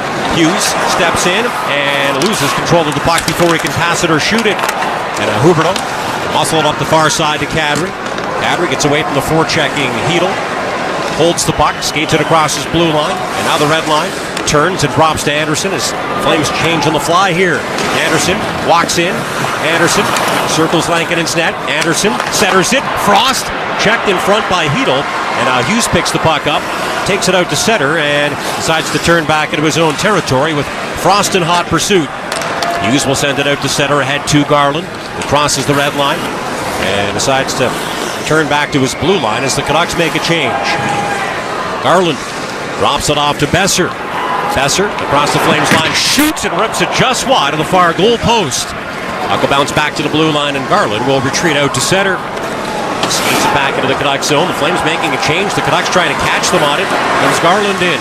Garland turns back to the right point and slides it across to Hronik. And he'll back up out to center. Just under 3 minutes remaining in 3-on-3 overtime with the score tied at 3. Hronik across the red line. Now do a figure 8 in the neutral zone. Turning back to his own blue line. Protecting the puck from Zeri. Remember, it was Connor Zeri who was the overtime hero for the Flames in their 6-5 come-from-behind victory over the Canucks in the season opener on October 9th. Comes Hughes in. Hughes walks into the high slot and now decides to turn and take the puck back out to center. The fans get impatient. Hughes brings it back in. Hughes shoots and misses Wolf's net. And the puck deflects over the glass and into the netting. Well, that comes at a good time for the Flames. Rasmus Andersson and Yegor Sharangovich were caught out there. You could tell they were tired as the Canucks kept bringing the puck out of their zone. Yegor Sharangovich tried to change twice. Rasmus Andersson didn't even have a chance. So the Flames really needed that whistle. Yeah, Mick, both players were out there for almost a minute and a half. Not ideal. They were gassed. And now it looks like we've had a timeout call. Are you surprised to see Sharangovich used in overtime? This isn't the first time. Yeah, I mean, just with his lack of point production, I would say, from, I guess, his ability to be dangerous and to get his shot off. If he can get himself into a spot to get a quality shot off, then I can see why Ryan Huska would have him out on the ice. But yeah, I would agree. I mean, he hasn't scored lately. You want guys out there that are going to get the job done. At the end of the day, though, he's also responsible defensively. So you kind of have to balance that out a little bit in trying to make sure that you're not opening yourself up too much. But I mean, yes and no. I can see it both ways, fair. I guess is what I'm saying. I mean, you've got more time and space in overtime because you're 3-on-3 and not 5-on-5, and you give him a little time and space with that shot of his, and he can certainly hurt you. Yeah. We got a face-off coming up to Wolf's left. 2:21 left in overtime, with the Flames and the Canucks tied at 3 with the second wild card spot of the Western Conference on the line here tonight.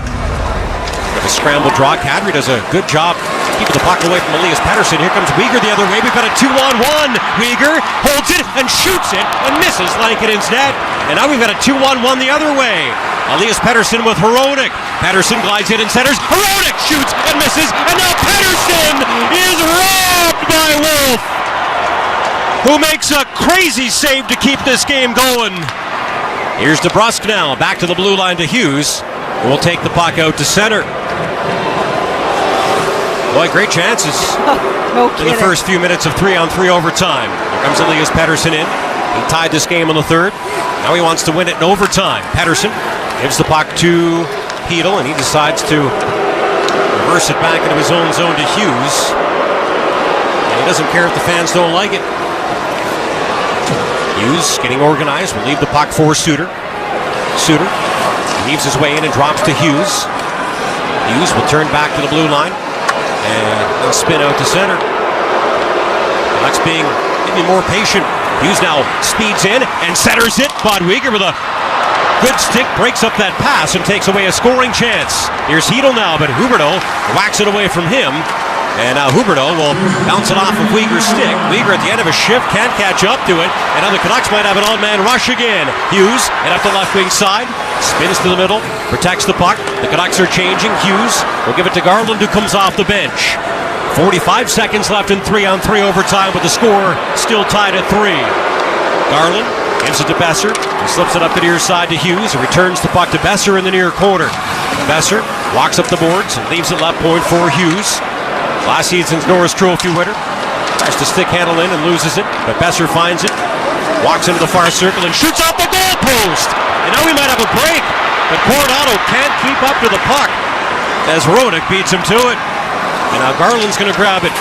Garland slides it ahead to Besser, who drops it. Hronek shoots it, misses Wolf's net. And the puck will ricochet off the end boards and all the way back to the Canucks blue line. Until the final 5 seconds of overtime. Garland zigzags in. Garland to the backhand. Stopped by Wolf. And that right pad save will send this game to a shootout. My goodness. How about Dustin Wolf? I mean, the saves he made in the third period, now the saves in this overtime, and the last one on Connor Garland. And as Garland cuts to the middle of the ice, right across his crease, and Wolf's able to get that right pad out just at the last second, and he was absolutely incredible in that overtime. Wow. 65 minutes, not enough here at Scotiabank Saddledome tonight. Heck of a hockey game. I give the Canucks a lot of credit. Yeah. It's the second half of a back-to-back for them. They had 1-0 and 2-1 leads and let them slip through their fingers. But when the Flames took a 3-2 lead, it's like they tried to sit on it. And the Canucks completely controlled the third period, scored the only goal to tie it. I think they were the better of the two teams in 3-on-3 overtime, but thanks in large part to a guy who, for me, and maybe you, is the front-runner for the Calder Trophy, Dustin Wolf. This game goes to a shootout, tied at 3. And again, the Flames have been better in shootouts than they have been in overtime. 3-9 in OT, 3-1 in shootouts. The Canucks haven't been good at either. 5-10 in 3-on-3, 1-1 in shootouts. Oh, and if you're the Flames, I mean, I would agree with you. I think Dustin Wolf is the front runner for the Calder Trophy. You know, if we're talking about that tonight, just in what he has done for this Flames team, the impact he's had on their season, it can't be overstated. As the home team, the Flames have elected to shoot first, and it'll be Morgan Frost one-on-one with Kevin Lankinen. Frost starts from inside his blue line, speeds up and picks a puck up at center. Comes in wide right. Frost stick handles to the middle, holds it, Deeks shoots, and is stopped by Lankinen. Like Frost might be able to beat the Canucks goaltender. A nice blocker save by Lankinen. And the Flames fail to score on their first shot. Yeah, Morgan Frost tries to go high blocker side, but Lankinen read it perfectly. Canucks first shooter is Elias Pettersson, who tied this game in the third, one-on-one with Dustin Wolf. Weaves his way in, cuts to the middle, shoots and scores.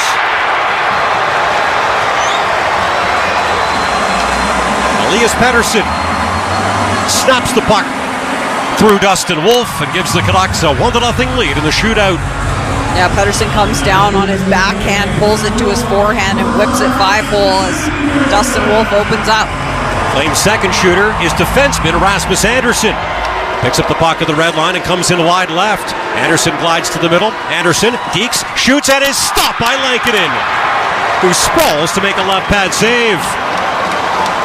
Yeah, Rasmus Andersson, it's like he was almost trying to do the same and tuck it in, hoping that Lankinen would push off from right to left and open up his 5-hole, but doesn't bite. Canucks second shooter with a chance to end the hockey game. Jake DeBrusk comes in, flying into Flames territory. DeBrusk shoots and Wolf gets a piece, making a brilliant blocker stop to keep this game going. Yeah, DeBrusk in with just a head of steam and tries to kind of flip that one up over Dustin Wolf's blocker, but a great save. Flames third shooter is Jonathan Huberdeau. He must score to keep this game going. Picks up the puck at the red line and comes it up the left wing side. Steps to the net. Huberdeau shoots and scores!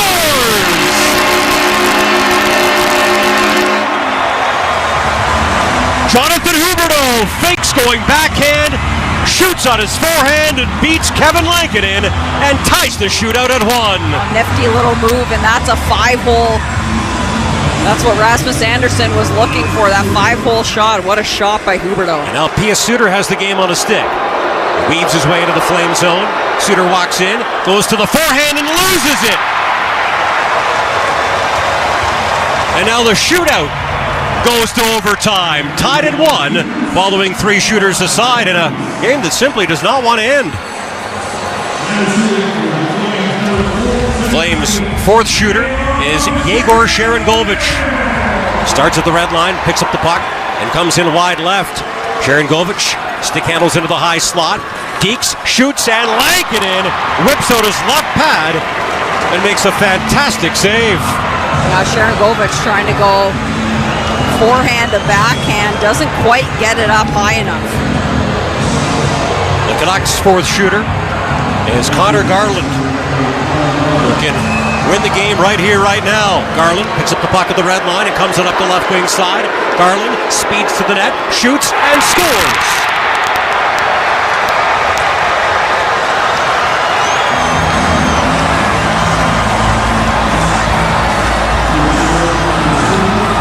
And the Canucks win a back-and-forth battle here at Scotiabank Saddledome. Connor Garland scores in the 4th round of the shootout.